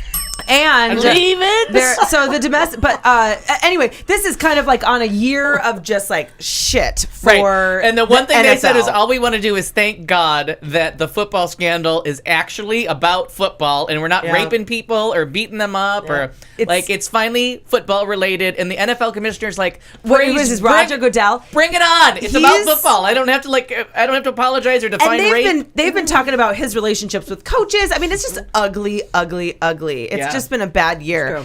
What's interesting is that there is a public service announcement, which will be the first ever to address domestic violence during the Super Bowl. So And you're gonna catch a lot of wife beaters with that commercial. Because first off, people watch the commercials, and there's probably a correlation. And Probably some wife beaters in that audience. maybe and one or during two. the game, if the bitch ain't bringing the nachos fast enough, there's going to be a problem. Oh, Clayton. I'm just It's guessing. only maybe. it's That kind of kinda show. true. So anyway, there's Don't fix also me another turkey pop. it's also really amazing what it's just I didn't pay attention the last time that the Super Bowl was in town. I just wasn't Because that was participating. like 15 years ago? No. No, it it just was happened. like 2006. Six. I think We do it like 2006. every 8 9 years. to 10 years. Yeah. Yeah. I'm going So to say I what's- forgot about that. Is that the one? Is that Oh, the one New with York Diana Giants. Ross? That's the Diana No, Ross. no, So no. Diana Ross was no. 96. That's what Yeah. I'm thinking of. So That- 2006, it was played Patriots at and the Giants, and but it it was was in at Glendale. was it in Glendale? And the other No, it one was in before that was in Glendale. Tempe. It was in Glendale. The first yeah. one was way in before Tempe. that. Yeah. Okay. But anyhow, what That's they why were we have saying MLK Day. is one of the reasons that you've seen. Oh yeah, you're right. It And is. one of the reasons that we've seen like this big crazy downtown development is specifically for the Super Bowl. They wanted And then to they get didn't it back. finish the light rail that they promised. That's my best. That's the I best know. part. They swore up and down that we would have public transit to and from. All the way. Yeah. They The went game. 1 foot further. Yeah. It doesn't. It hasn't even made it to Glendale Road yet, let alone Not turn even. west and get to the That's stadium. Right. That's right. Yeah, but either way, it's meant a lot of really exciting economic development for downtown Phoenix. So that's Open really container lots have been suspended for the weekend. awesome. So Downtown? it's like On Vegas. certain areas, I'm certain gonna streets. go Certain there. streets, right? Yeah. But the funny thing is because the NFL, because Phoenix lied and we didn't get our rapid transit together, and a lot of it was Glendale's problem because they wanted to preserve what they're calling historic Glendale? Okay, fuck that. What is that?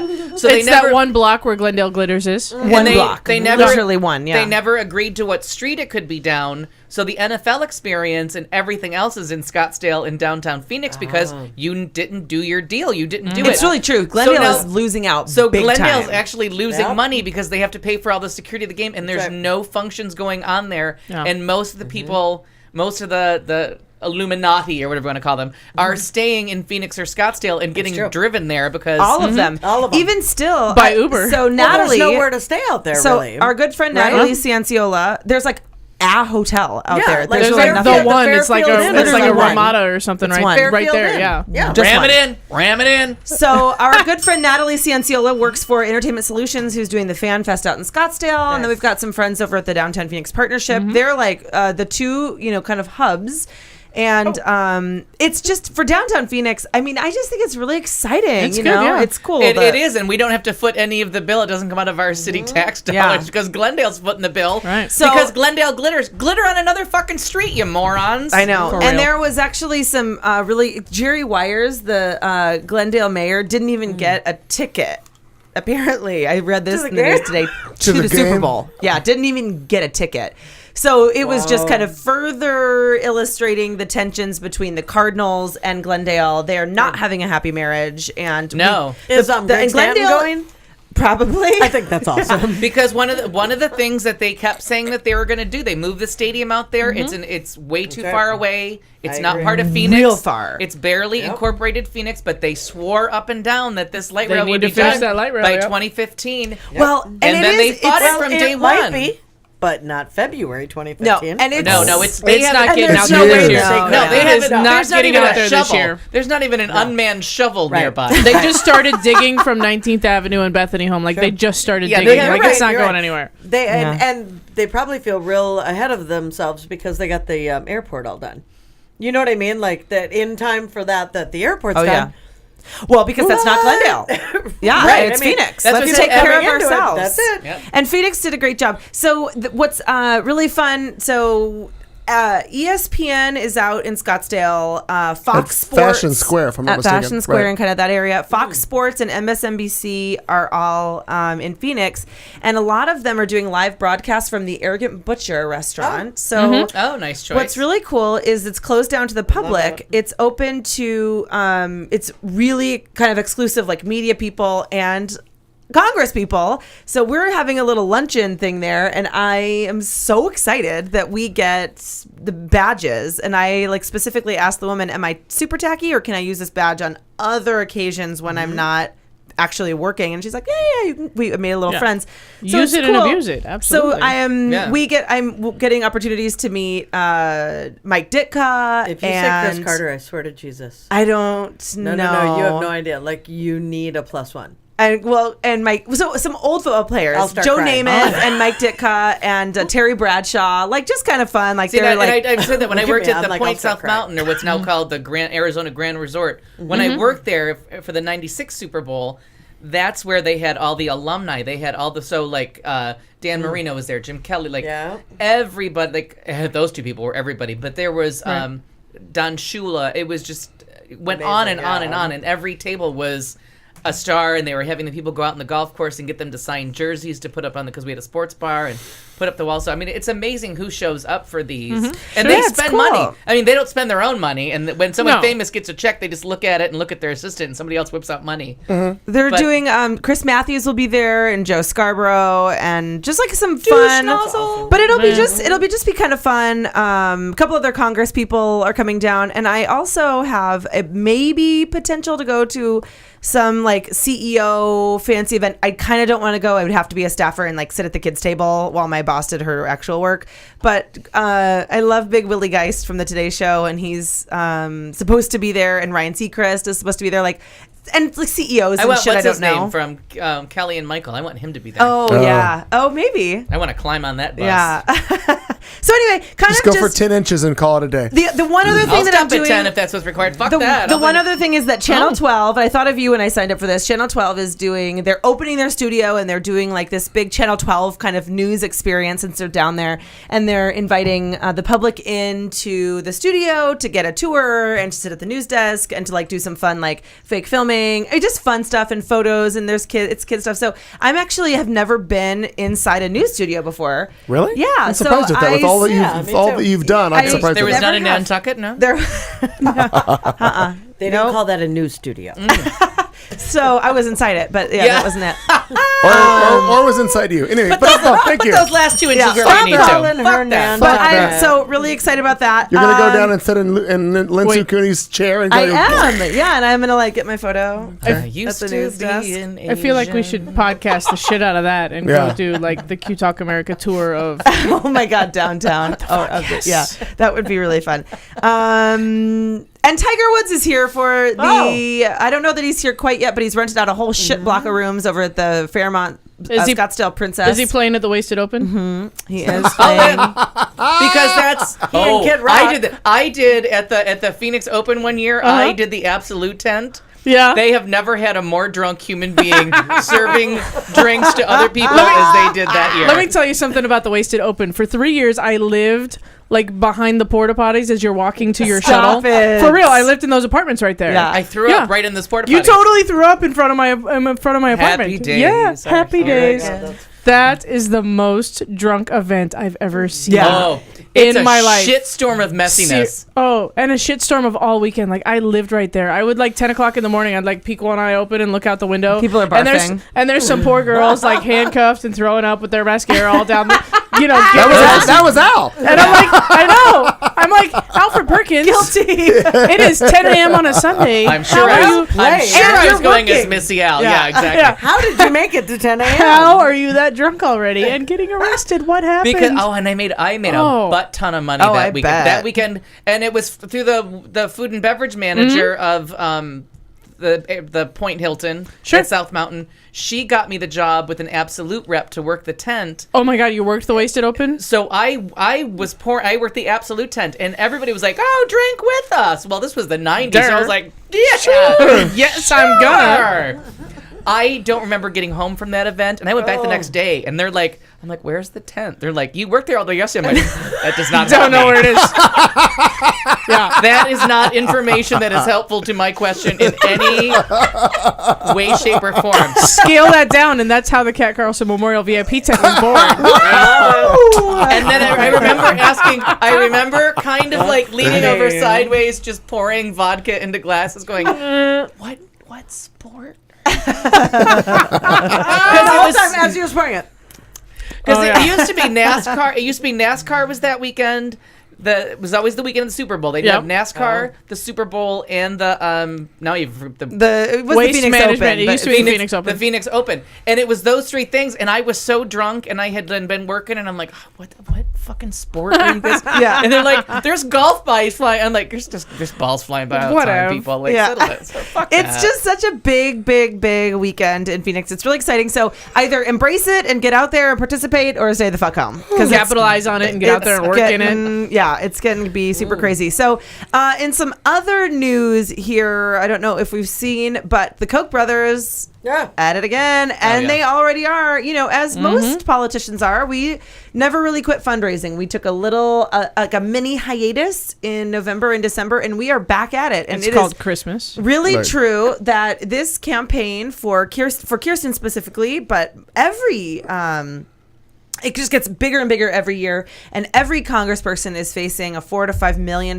budget that you've got to raise to effectively run a campaign. Insane. The Koch brothers, so you can't stop. You can't, you don't get to take a year off. And Sheldon's back at it. Well, that's what they were saying. This Iowa event was to see who could suck Sheldon Adelson's dick first. Yeah.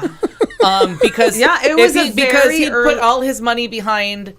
Was it Rick Santorum? Last time he was either Rick Santorum or he was Newt Gingrich. I think Newt. I think he was bet Newt wrong. Gingrich. He bet wrong early, and then they all had to suck his dick later to get the money that was left. Right. Oh yeah, and So- he lost every. The good thing was Yeah, as the much money. slurping was a little- Sheldon lost I like every campaign, including state. Yeah. He didn't win Local. the senatorial. No. Yeah. Koch brothers' budget is already set to be upwards of $889 million. Seems like a random number, but let's round it up. Give or take. 900 million. Give or take a couple million. Moscow So yeah, it Minos. says this political network is plans to spend close to $900 million in the 2016 campaign, an unparalleled effort by coordinated outside groups to shape a presidential election that is already on track to be the most expensive in history. Well, because they got to take it away from the Dems and they got to take it away from the blacks. But and- each one is always the most. This last one was the most money is, ever that's what spent. But they all lost. The good news is that none of them moneyed.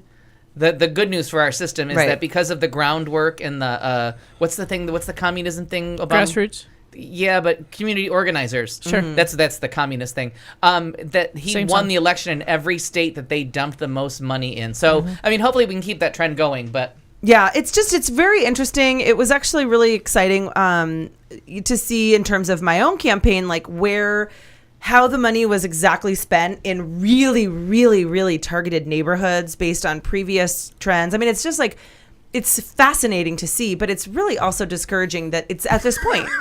It's crazy. Dawn in What Washington. segment is this? Just who knows?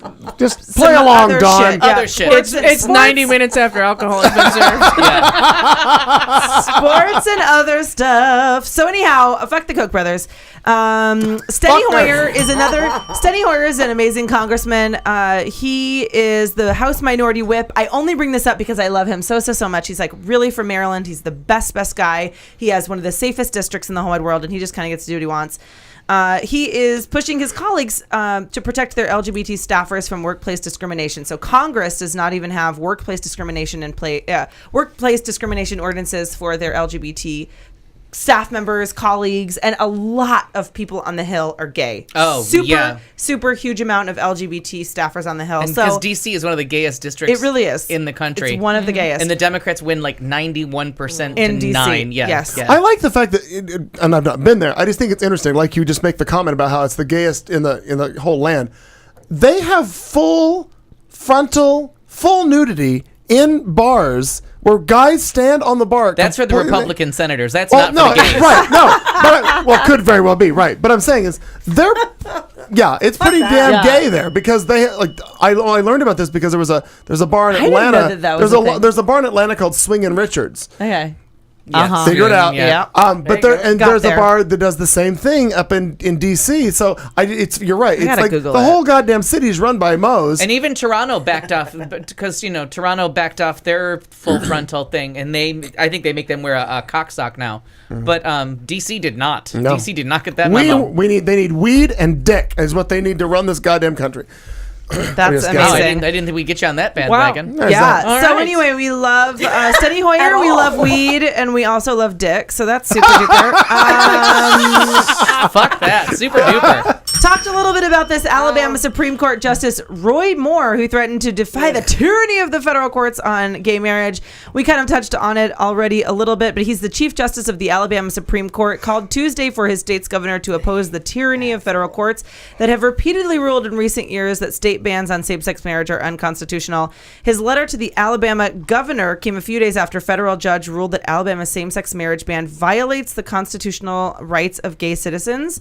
The ruling in Alabama is currently stayed for 2 weeks to allow 11th Circuit Court of Appeals to decide whether or not marriages should continue to be delayed or should be allowed. So anyway, just like a horrible bigot in Alabama. Yeah, and he's a good time. Seriously. Yeah, horrible He's a bigot. big fat fuck too. Mm-hmm. He's exactly what you expect Roy Moore to look like from Alabama. Like he is his own stereotype. Really terrible. And that weird brown stain on. Yeah. Yeah, it's so bad. And that, my friends, is it in sports and other stuff. All right. For those of you who were listening earlier, in reference to my earlier comment, in Cerritos, California, on Saturday, February 28th, Wilson Phillips has a concert. Now on to Kat Carlson. Fuck that. First of all, it's unfair to make me laugh that hard before my segment intro. Food trucks are on the ready. Baby, hold on. One more. And second of all, I've learned that a single topic to shit on really gets much more productive than other topics. So we're going to talk about gender-neutral bathrooms. Well, you fit all that in 17 seconds. Good for you. I'm learning to hit my post, I know. Very good. Oh, I like how you're using all the terms. I know. Because when you get that morning show job, you're going to need to know all that Wow, shit. she knows how to stroke you, doesn't Turns she? Clayton Yes, on she when I does. say post. She's also on board for pie charts, which none of you fuckers ever got. I love the shit I out of was some on pie. board with them. You liked pie. I just wasn't on time when you handed them out. I'll email them. Because it's Cake's cousin. All right. So I won. Yeah, shh. I Go ahead. ran across an Cat article. is talking. No, shit all over it. I don't Yeah, give a okay. shit. Come on, now it's 9:45. I ran across an article that kind of was interesting to me, and I posted it on my Facebook earlier this week, about the concept of bathrooms becoming gender neutral. All of them. All of them. Yeah. All of them. And it was originally talked about by a gal named Lacey Green from MTV's clearly groundbreaking show called Braless. It's sagging in the ratings. Clearly, but I thought that the point was very good. Some of the points that she made were very good. And so I'm going to read a little bit from it here. And she starts with, the worst thing that I, as a cisgender, which cisgender means someone who identifies as the gender they were born as. Okay. So us. cisgender people in this room. We are. Right. Because the boys go in the boys' room and the girls go in the girls' room, regardless of how much they look like boys. Self-deprecation always works, Kat. It's a thing. It is. The worst thing that I, as a cisgender individual, have to worry about when using a public bathroom is the inexplicably awful aim of those who came before me. Every day I take for granted the fact that I'll be able to access a bathroom at all, risk-free, which for transgender and gender non-conforming people is not always guaranteed. In this week's installment of MTV's Braless, Lacey Green breaks down why safe access to gender-neutral bathrooms are a necessity and how our current sex-segregated bathroom model doesn't adequately address everyone's needs. Gender-neutral bathrooms are now a codified thing in Austin, Texas, of all places. Right, Texas. So why not everywhere else? If you're unfamiliar with this topic, you might be wondering why people are making such a big deal about bathrooms in the first place. But remember, bathrooms have been politicized spaces since, forever. And I'm not just talking about the wide stance scandal of Senator Larry Craig. Yeah. Can always go back to, fuck that, you can always get to him. Right. The Transgender Law Center's Peeing in Peace resource guide. What? That's right. Say that again. Come on, you can't just walk by that one. What was this again? The Transgender Law Center have a resource guide that they've named Peeing in Peace. Oh, got it. It details many of the ways in which the law has affected bathroom access, from the whites versus coloreds at racial segregation under Jim Crow to the passage of the Americans with Disabilities Act of 1990, which, among other things, guarantees accessible public bathrooms to all citizens regardless of ability. Sure. Which I think is fairly important. Yeah. The guide also highlights how dividing our bathrooms along a male-female binary is politicized as well. The Binary, that's fancy. Fancy. You gotta know your shit to get to that. There's a lot of fucking words in here. Piss Yeah. in peace. I like Words. this. Yeah, that's good shit. I'm reading them out loud. Proud she is. But the binary division outright denies individuals who don't identify as male or female a designated safe space to use the bathroom. It also opens up trans and gender non-conforming people to discriminatory gender policing by the bathroom's other occupants. And I know did we talk about last week the Kentucky law? Yes. Yeah, because we talked about how downtown And we Phoenix, all the listened to it. bathrooms Right. are... All the bathrooms in downtown Phoenix are gender neutral. They're both. They all say both. Right. So the overriding argument for is just for like single stall with maybe a common wash area. Let everybody do their business in peace, and I'm 100% for it.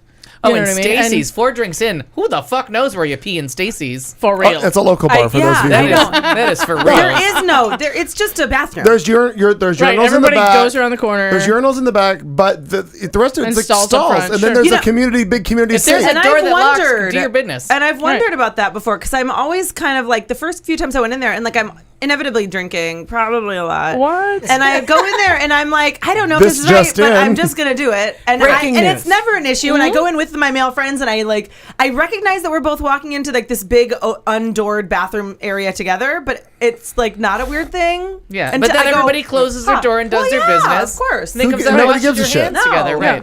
But I really feel like that I'm on board and in support of the gender neutral bathrooms 100% for 100%. 100 reasons. You know, I posted it on my Facebook and I had 1 or 2 people post about, you know, how, that was just inviting assault and all of these things. And I feel like the more people that are involved and the more people that are just like out and open in any kind of a space, like the more we self-police. Oh, definitely. And there was You know.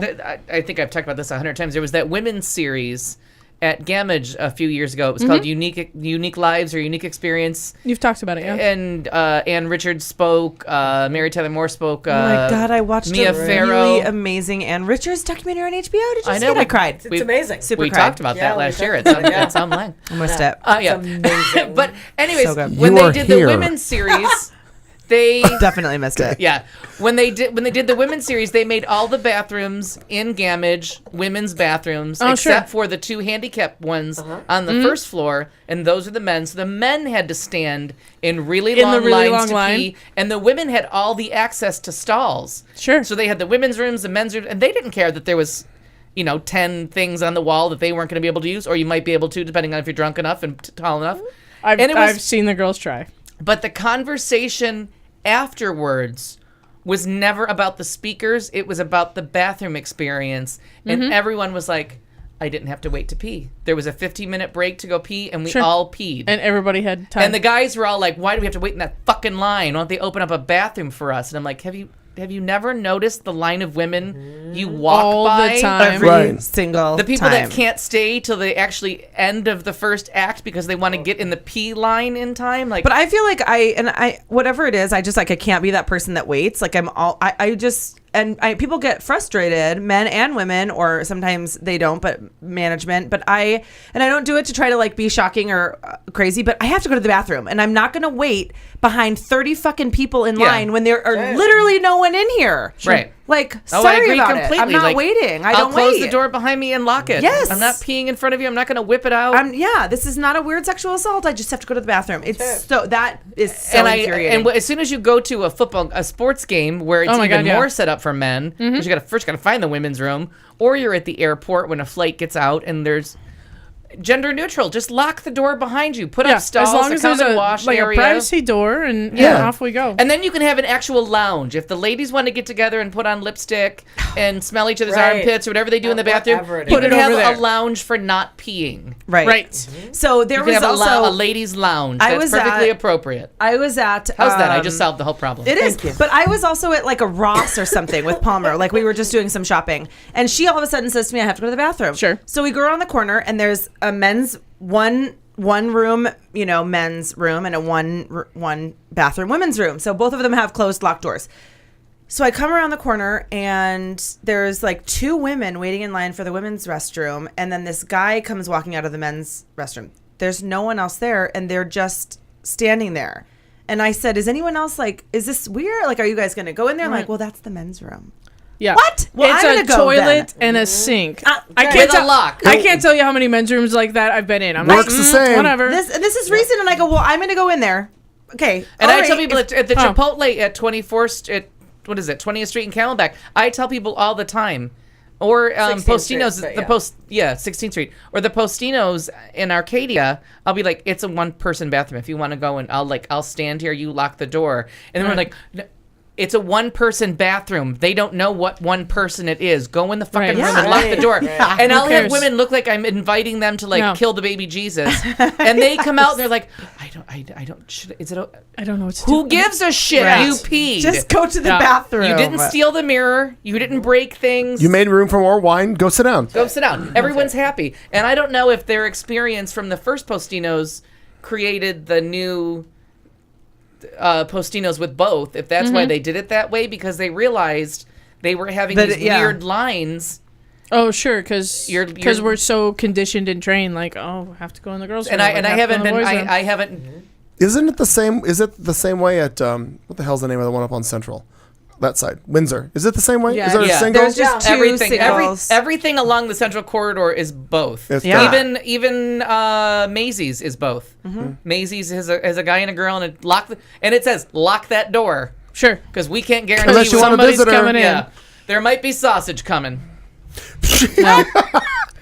Continue. Well, I think the moral of the story here is that nobody should be denied full participation in public life or the basic biological human right to relieve themselves.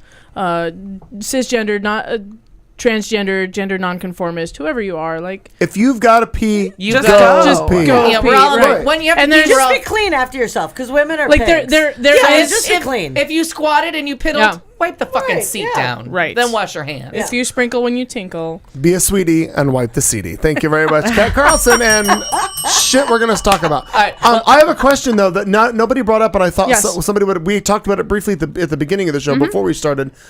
There is, and I'm going to get this wrong, I'm sure. Is she a senator? Is she a city council person? Carney Wilson? Neither. No, down in Alabama, somewhere. The one who's going to out everybody who's been cheating. And so continue with that story. Yeah. Do you have that one? Yeah, that kind of just came about. She was like, if you want to do this shit's going to hit the If you're going to keep fucking with the gay rights. That's right. You want to keep fucking with this. She's the only openly gay lawmaker. The microphone, pull it closer. Sorry, that's what we made these. In Alabama.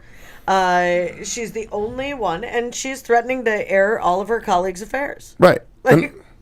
Let's go for it. Yeah. You know, you have a lot to say about this shit. All you high moral standing bullshitters. Right. I'm going to tell how many times you slept around on your wife and how many affairs you've had. Exactly. Right. Because if you're going with this, as you said, that high moral ground. Right. Well, there's this whole little thing, oddly, about adultery. Mm-hmm. I think it's a commandment. And then there you go. Just check the lawn in Alabama. I'm kind of certain that, right, So they have a lot of issues. And she is saying, of course, the reason I'm here it is, I'm like stumbling over it because I was waiting for this to come up. Well, hi, Mark Martinez in the chat room. Thank you for Mark. joining us. Anyway, her name is Patricia Todd. And she's offered and issued, I should say, this ultimatum. Keep talking about same-sex marriage as an affront to family values, and I will expose your dirty laundry in your extramarital affairs. She posted a statement on Facebook that said, "This is a time where you find out who are accepting, loving people. To say I'm disappointed in Speaker Hubbard's comments and Attorney General Strange," makes me laugh, "choice to appeal the decision is an understatement. I will not stand by and allow legislators to talk about family values when they have affairs, and I know of many who are and have. I will call our elected officials who want to hide in the closet out." I think that's fantastic. Mm-hmm. Absolutely. Now, I want to see what their retort is to this, because I'm sure they're going to come up with some bullshit how she's holding them hostage. Sure, of course. And all this bullshit we're about terrorists. that. I don't know if you I heard remember? that earlier. Yeah, Somehow I think we're so. terrorists. I think so. From Oklahoma. The Mike Hubbard, the Speaker of the House, vowed in a statement to, quote, "continue defending the Christian conservatives' values that make Alabama a special place to live. A special place to live." So special. Unquote. After a U.S. District Court judge declared the state's ban on same-sex marriage unconstitutional. So it's not Todd's salacious ultimatum comes as court challenges to same-sex marriage fail across the country. and as the Supreme Court could settle the matter in its coming session. But as same-sex marriage opponents, there's a map. 36 states and D.C. Allow same-sex marriage, and they're saying, as Alabama has this dust-up show, no matter how the courts rule, same-sex marriage is likely to remain a very messy issue within the Bible Belt, because that's what's showing on this, that it's, obviously just straight down the Bible Belt, that it's an issue. They have not responded to her because that just came out. So there isn't a full-on response yet that I've seen, because she just came out with that. But I'm curious to know, do we know anything else about this? Did she run on an openly gay platform because she was elected? She wasn't appointed, right? Yeah. She was elected to this. Because what is she? She is... I forget again. City council. I have a follow-up question for you. She's a state representative. Okay, so she was elected to this. Yeah. So people elected her. She ran. She campaigned. They elected her. Boom. But I'd like to know: did she run on an openly gay? Did everybody already know that she was a? I believe, from everything I'm seeing, I believe so, because she doesn't look like she could hide behind. No. I've seen her. I agree that she may look at Home Depot on Saturdays. I'm not sure about her, but. What I'm saying about this is, there was no hiding this. She was elected to the people, but you were talking about the fact that this issue in the Bible Belt is going to be always a complex one, because you've got the people against it and for it. But she was elected, so somebody knew it, and they said, "We're okay. We like her. She's a good person. Let's get her in there." And then first openly gay lawmaker. Okay, so openly gay. So that whole thing. So she was elected. She was probably elected by the urban area. Oh, naturally. She's certainly not in the farmland. Yeah, no. Right. Okay. Well, I'd like to hear more about that and see what their response is about that, because I'm sure that they're going to be like, "Oh, she can't do that to us." Now, in a similar story, one of the main reasons that Florida got its asshatdom many, many years ago was that they had a thing about giving up children for adoption, and the male Republican lawmakers in Florida were trying to prevent women from giving up children for adoption. So they made it so that if you had to take out a billboard in the city you lived in, and if you were going to give your child up for adoption, you had to list all your male partners on the billboard. You had to pay for the billboard. What? List all your male partners. How long ago was this? Late 90s. It's when my boycott of Florida officially started. Okay. So here were these people trying to do the right thing. Hey, Jeffrey. Not do the right thing, but they were making a choice that wasn't the one that the people were obviously against, which was the anti-choice people. Still against adoption. Right. But just anti-woman from start to finish. Sure. So then they were saying, like, okay, now you've made a different choice. You're decided for adoption, but you're not going to kill the kid. Yeah, That's these great, fucktards. But now you have to, you have your scarlet letter. And it wasn't until, and it was a Republican male that stood up in the Florida House and said, "You do realize before you pass this bill that it's your names that are going to be on the billboard. And you're going to have to explain to your wife why you slept with this woman and had an indiscretion." Oh, you do know that you're calling her a whore, but she's going to list the names of the people that she slept with, and you're going to be on there. So just be really careful before you start calling women whores and asking them to name names, because it's going to be your name on there. Oh, that's so awesome. Stop shaming the whores you're sleeping with. That bill died at a 0 vote. They couldn't get any once. I think a couple of women voted for it just to be funny. Look we fucked them. Very funny. Look that vote up. It was about adoption in Florida, and that's how Florida got its. That's when they went off the rails. That's when they just lost their boundaries. Marnie? Oddly, on late last night, there was a response. It's called the Ethics Alarm. Of course. Ethicsalarm.com, and it's called, they're calling Patricia Todd an ethics dunce. Ms. Todd is Alabama's only openly gay legislator, and now she's an openly unethical legislator. She doesn't like the political and social arguments some of her colleagues are making against gay marriage, so she's going to extort them to shut them up. Maybe she got the idea from Citizen Kane, it says. Her threat, if opponents use family values rhetoric as a reason to oppose marriage equality, she'll start making rumors of their marital infidelities public. I'll not stand by and allow legislators to talk about family values when they have affairs. And I know who many who aren't half, as I had said before. Because they all eat at the same places. They eat near the Capitol. They eat near where they work. Like they're sneaking around, but no one's that good at sneaking around. And like we learned from Sex and the City, everybody has their dirty little secret restaurant. Sure. That you go to, the shitty Chinese place that you you go and you have the dinner with your mistress. Everyone knows where those restaurants are. Everyone's sure. accidentally stumbled across. You're like, oh, these are all fake couples. Oh, yeah. Like nobody wants to be seen here. You were talking about The Godfather Part 2. Yeah. What was that? That's Tell a me movie. again. No, asshat. Fuck that. When you were talking It's about an The excellent Godfather movie. Part 2, Not what the were- best 'cause in they the referred trilogy, to it in but here. The That's what- Godfather Part 2 is where Michael Corleone is trying to get away I know. from... What were you talking about? I was talking before? about The Most Dangerous Year, where they're just doing a different version of someone trying not to be corrupt. We also quoted Oddly, something. it's, Just when I think in The guy- here. guy- they keep It- pulling me back in. It says He says that in the 3. fact of her Oh, is that outing 3? these people. My apologies. They say that's certainly ennobling. Openly dirty politics, using threats of exposing tales of embarrassing personal misconduct to force opponents to surrender. Next, what? Taking their kids hostage? Framing those hypothetical reps with photos of dead prostitutes in their beds, like in Godfather Part 2? That's what I was talking about. Oh, That's yeah, why I was they like, did what? do the prostitute in the bed thing in Godfather 2. Yeah. Godfather 2 is when they moved to Nevada.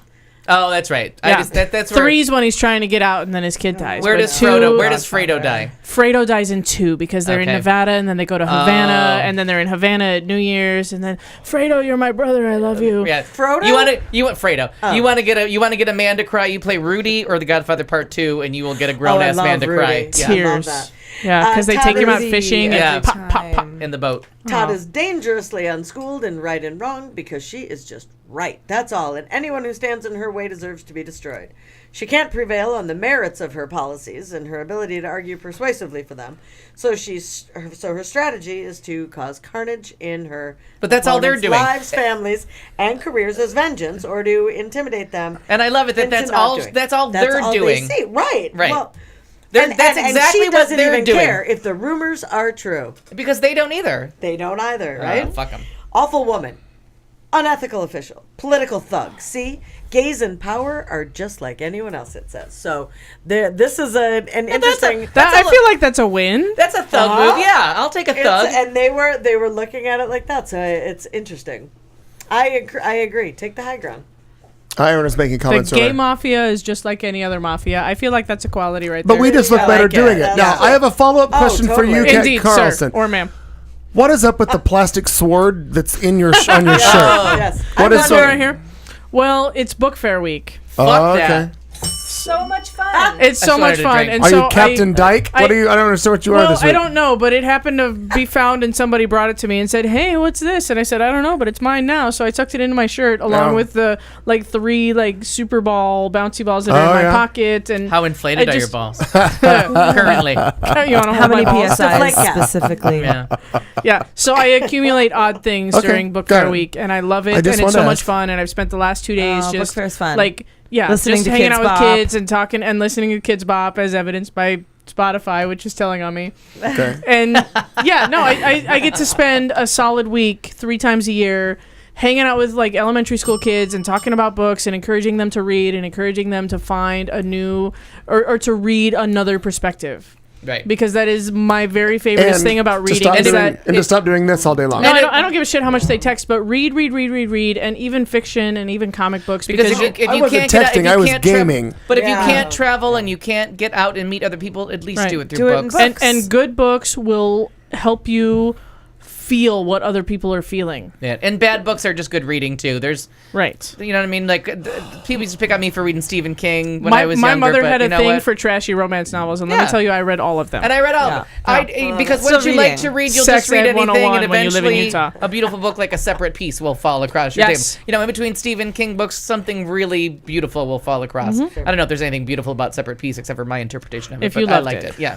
All right, kids, we're running a little early, and we like it because for once we're going to start this segment before 10:15. It's the last segment of the show. We call it Thoughtful Vulgarity.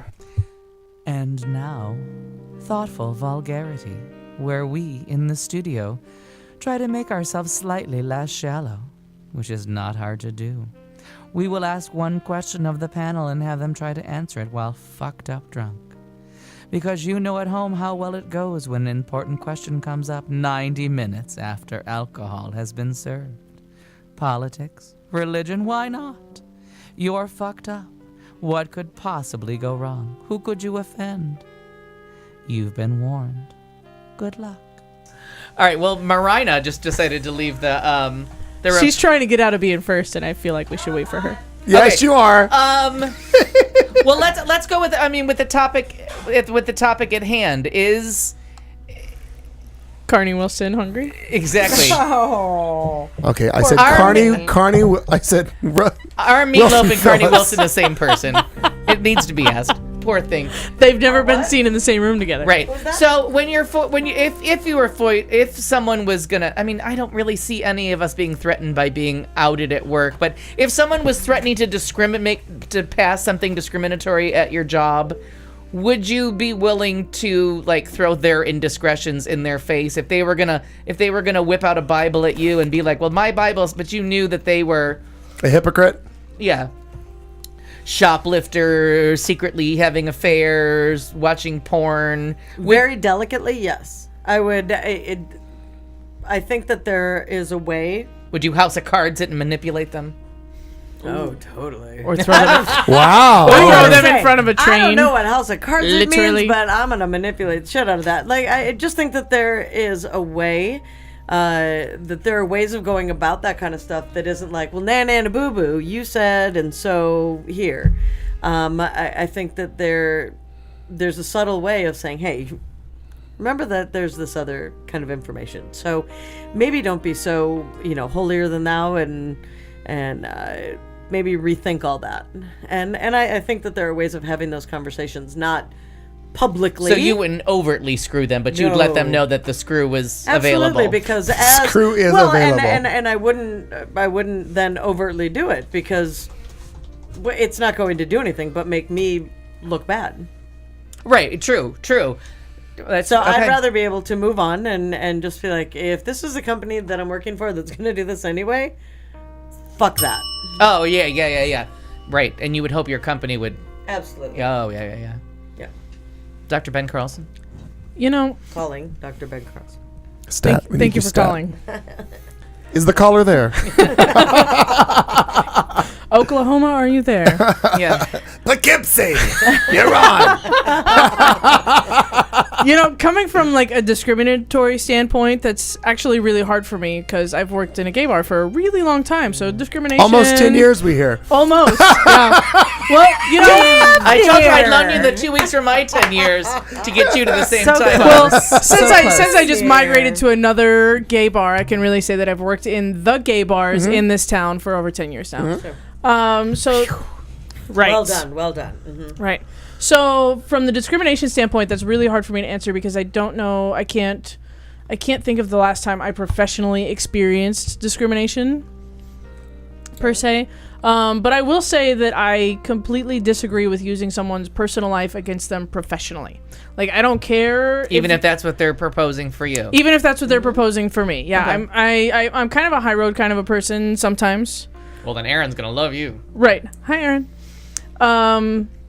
Yeah, so I can't imagine like dragging out their personal drama regardless of whether they laid all mine out. Partially because I tend to just lay my own out, so it's really not a tool to be used against me because my personal drama is probably already out there somewhere for people to see. So that's going to be a hard tool for somebody to use against me. But I think I just think that that's really trashy to do. And if somebody's going to come at me with that, I'm just going to look at them and point out just how fucking trashy they are instead of tit for tat. Mm-hmm. That's how I feel about that. Okay.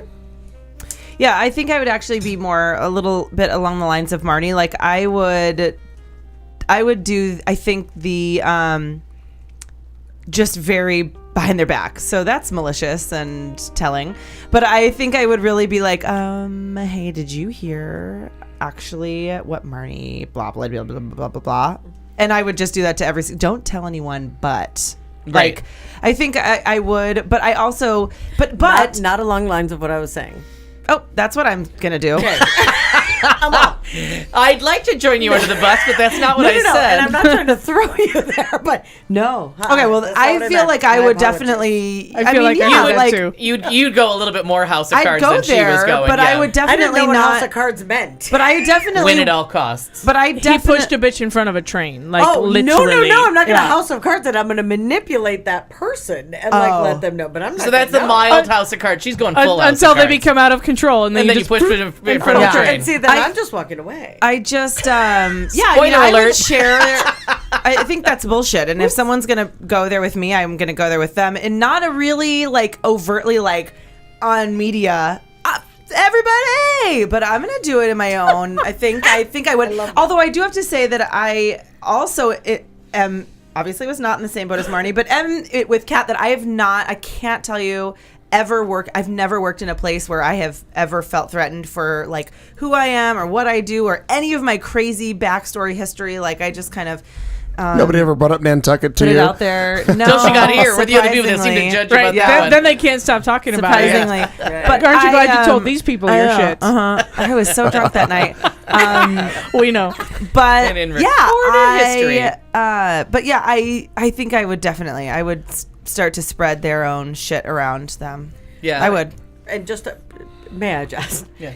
I meant I'm going to talk to that person and remind them of the, like Oh, like blackmail style. No, not blackmail. Like hey, bitch, you know I what- know your I know, shit. I know she wants to put a pretty hat at it, but No, that's blackmail. that's No, blackmail, like yeah. I'm not going to tell anybody else. That's what I said. I'm going to walk away. Like I'm just reminding that person, hey, I don't know what you're doing. But when it comes out about you, you're going to be just as fucked as everybody. You know what I mean? You're- yeah, exactly. But more Like, so because you were wearing the moral high right? hat. And I'm not going to be the one that leaks that stuff. I'm going to be the one that's just like, can we talk here for a minute? Because whatever you're doing here, this is stupid. Because look at what you've done. Yeah, and I that's know fair. that you've done that. So why are you keeping up this charade? What the fuck are you doing? Yeah, so drop the Bible, bitch. Right, I got you. exactly. Put it back on the table as decorative.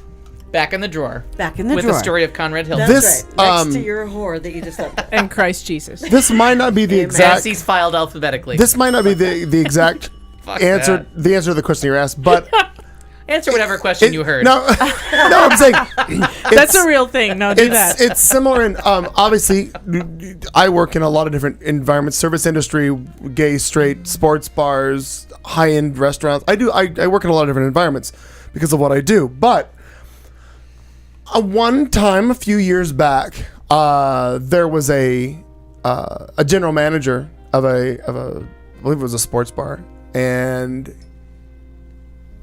I've never masked. I don't hide. I mean, when I walk in to train you and install your equipment, my hair is done, my makeup is perfect, and I'm pretty much together. And I don't ever hide who. Possibly who, heels. Definitely lip gloss. It's, you It's know, what, actually I can attest to $9.95. that. It's actually Carmex, and I don't wear heels anymore. Not since. She's pretty when she comes to work. Not Since since the the gout back injury, yeah. Not since the gout injury of 2012. A my very God. real thing. Yes, it was a really real was. thing. It Yes, was, and I have a yes. follow-up story about that too. Anywho, I don't have gout anymore. Follow up time. This is Spoiler alert. so this is only a Done. 3.5 there hour was show. there was the general manager that clearly had some hangups and some issues in regards to me, though the rest of the staff and the owners of the establishment were like, okay, they just didn't give a shit, but he had a fucking problem. And he was like, I could tell in every time I was around, he was gonna go after me. And his goal was to figure out some way to make the owners of the establishment turn against me for the whole thing. And like I could just tell with comments and stuff, he was going at me. And I just pulled him aside and I said, listen, I don't care what the fuck you think you're doing, but I'm bringing a system that's going to simplify everything and help you make more money. So you can do whatever the fuck you want to do, but everybody here is on board with this. I don't want to listen to any more of your shit, and I don't want you to make another faggot comment about anything because I'm not going to deal with it. The next thing I'm going to do is I'm going to go directly to your owners, and I'm going to tell them exactly what you've done to me. He kind of it was a little back. Within 3 months, he was fired just because he was stealing from the company. Which is what your system could prove. Right, it's exactly. And all of a sudden, That's why he was unhappy with you coming in. Yeah. Well, yeah, because all of a sudden the gig was up. All the skimming, all the shit. No, he was using the gay as the, oh, here's our problem. No, the problem is the fact that math is your problem. Right. It's always fucking math. Computers are so literal. Funny. 1 plus Isn't it 1 funny when equals science 2. and math trumps other things? My God. Facts. Yeah. But weird. depending on the situation, I wholeheartedly would. I would figure out, depending on the tactics were used and how the person brought it, I would use everything within my power to figure out a way to, maybe not overtly, but I would figure out a way to pass a note during class and figure out how to make something on the DL. I'd go full on House of Cards. Oh no, Yeah. or that. I'm on board. I've never had a discriminatory job, and I really have never encountered anyone who was like so like opposed to. And you know, I worked in sports bars. I worked at a golf course. Sure. Where everybody was like, Though he didn't know golf was happening. No, that was a different thing. that was boredom / liquor. But I've been in those situations, and the oh, he's just funny goes, you know what I mean? Like, there's a lot of straight people that oh, he's just funny, and then they find out like, oh no, he's serious about it and gonna be really pissed off. Right. But if it came down to that, like what she's doing, I would certainly. There would be no moral high ground, because as far as I'm concerned, that fucker's playing dirty. I'm gonna do it better. Sure. Like I'm gonna make you wish you never played dirty. Yeah. Because I'm just gonna dig and dig and dig until you and your family fall apart because you're a piece of shit. You know what I mean? You treated me like a piece of shit. I'm just gonna give it back to you. And that is a big thing that probably should go to therapy with me. Nope. Not at all. It's called Tuesday nights. Yeah. Right. And I think it's very honest that you're able to. I just know that I would get very bored with somebody like that very quickly. Oh, I would too, but first I would want to destroy them. Yeah. But I have that and problem. I might verbally abuse them. Yeah, but I have Like- that problem with relationships where somebody goes in with a minor little dig and I take it as World War II and come back with an We atom talked bomb. about that. Yeah. In thoughtful vulgarity. Yeah. You as a matter of fact. overcompensate your retort. Oh yeah. It is not an equal response in any Right. way, shape, or form. The Right. minute you get We've under my talked skin, about that. we're coming back at Nagasaki. They bring a mouse trap, and you bring Nagasaki. Right? Hiroshima. Yeah. Oh, I'm I sorry. bring Was that bird- overkill? I I'm bring terribly bird sorry. children. I never. Is that napalm that I smell? Is it toast? So that just a quick follow on because we're so far ahead of the game. So is that not as we're talking about transparent and stuff like that, which I just got the joke about transparent. Oh yeah. It took me like Really? 5 episodes to get I that never even joke. watched the show when I got that. I didn't get No. it. But isn't that the Semantics. danger of secrets? Like, don't you think that's the danger of keeping these secrets, that these people are so moral high ground but morally just fucktards that they're fallible? Like, they have no moral high ground to stand on. Like, isn't that the there's danger? such a superiority. Like, people think that go to Facebook. Like, people see that you put a little something and people can figure out kind of what's going on. People are so superior about that stuff. I'm not. My best friend Oh, and I know, I'm guilty of it too. my I'm best kidding. friends and I know every one of your secrets. Right. Like, I will always tell my best friend something. So therefore, I've told somebody. Right? It's Right? not I really mean- a secret. So that whole idea, right? That and I know for a fact that I have kept certain secrets that are just, they will go to my grave. Right. Where the bodies are. That's right. Yes. Thank you And, for that. Was it murder? So I guess that's what I get out of all this, and from watching Transparent, is just the danger that secret lives and keeping things hidden and being a hypocrite. It just leads to such and nothing ugliness. is really hidden. No, nothing's hidden because Nothing it all will comes ever out be hidden. and it's going to come out as an atom bomb. Sure. And I love the atom anyone bomb who's like, reference now. anyone Apparently. who thinks that, like they're going to have an affair, but that person loved me so much that they'll never tell. Yeah.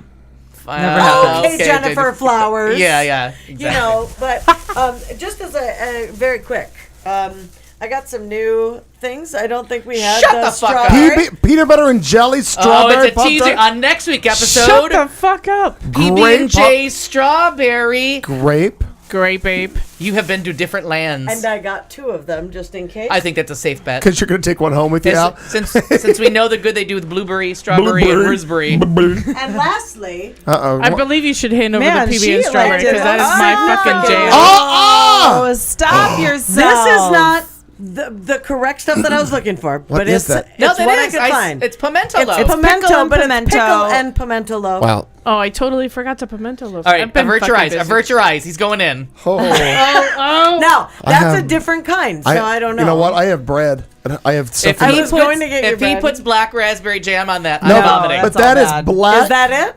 Let me see it. Let me see the label. Seedless black raspberry. That's it. Berry. Smuckers. Bingo. I love that shit. She'll get you another bottle next week. You don't even know. They also sell that as Simply Fruit as well, if you would prefer that. I love Simply Fruit. All right, Lovely. well, good evening. I think with the Anyway, by the way, I'm sorry, I was selfieing with the I know. strawberry. I was like, Hello, just in little case girl. I have a stroke, I love you guys. Oh, no. Oh, thanks, Martin. We love you too. That's all. as I just serenade my Thanks new you grape. for the cake and all the gifts. Of course. Before Thank you you for stroke getting out. my blood Before I have sugar. a stroke. Wait a minute. Actually- Well, she can still Nice. use her left arm. Actually, this actually gives me a reason to actually go make toast. I mean, for very real, with strawberry. I need to take one of those. Do we go into the question with you, or have we all communally answered it? No, I think we did. The What secret was thing the- was yeah. No, it was all all pretty right. good. Just don't do I it. didn't get it. Communally Fair point. answered. Yeah. It was that one. It turned into more of a monologue. Sorry. I guess. To watch Transparent on Amazon Prime. There's that. All right. Good lord. Also, just for a reminder, Wilson Phillips in concert, February 28th, Cerritos, Food California. trucks are standing by. I have pimento One left. real more good. day. My God.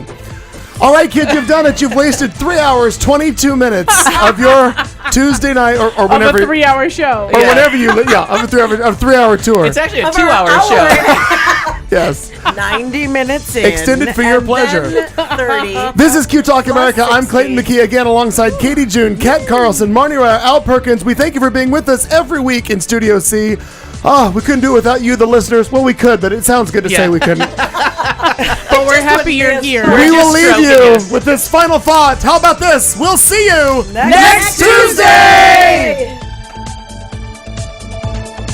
You've been listening to The Show on Q Talk America.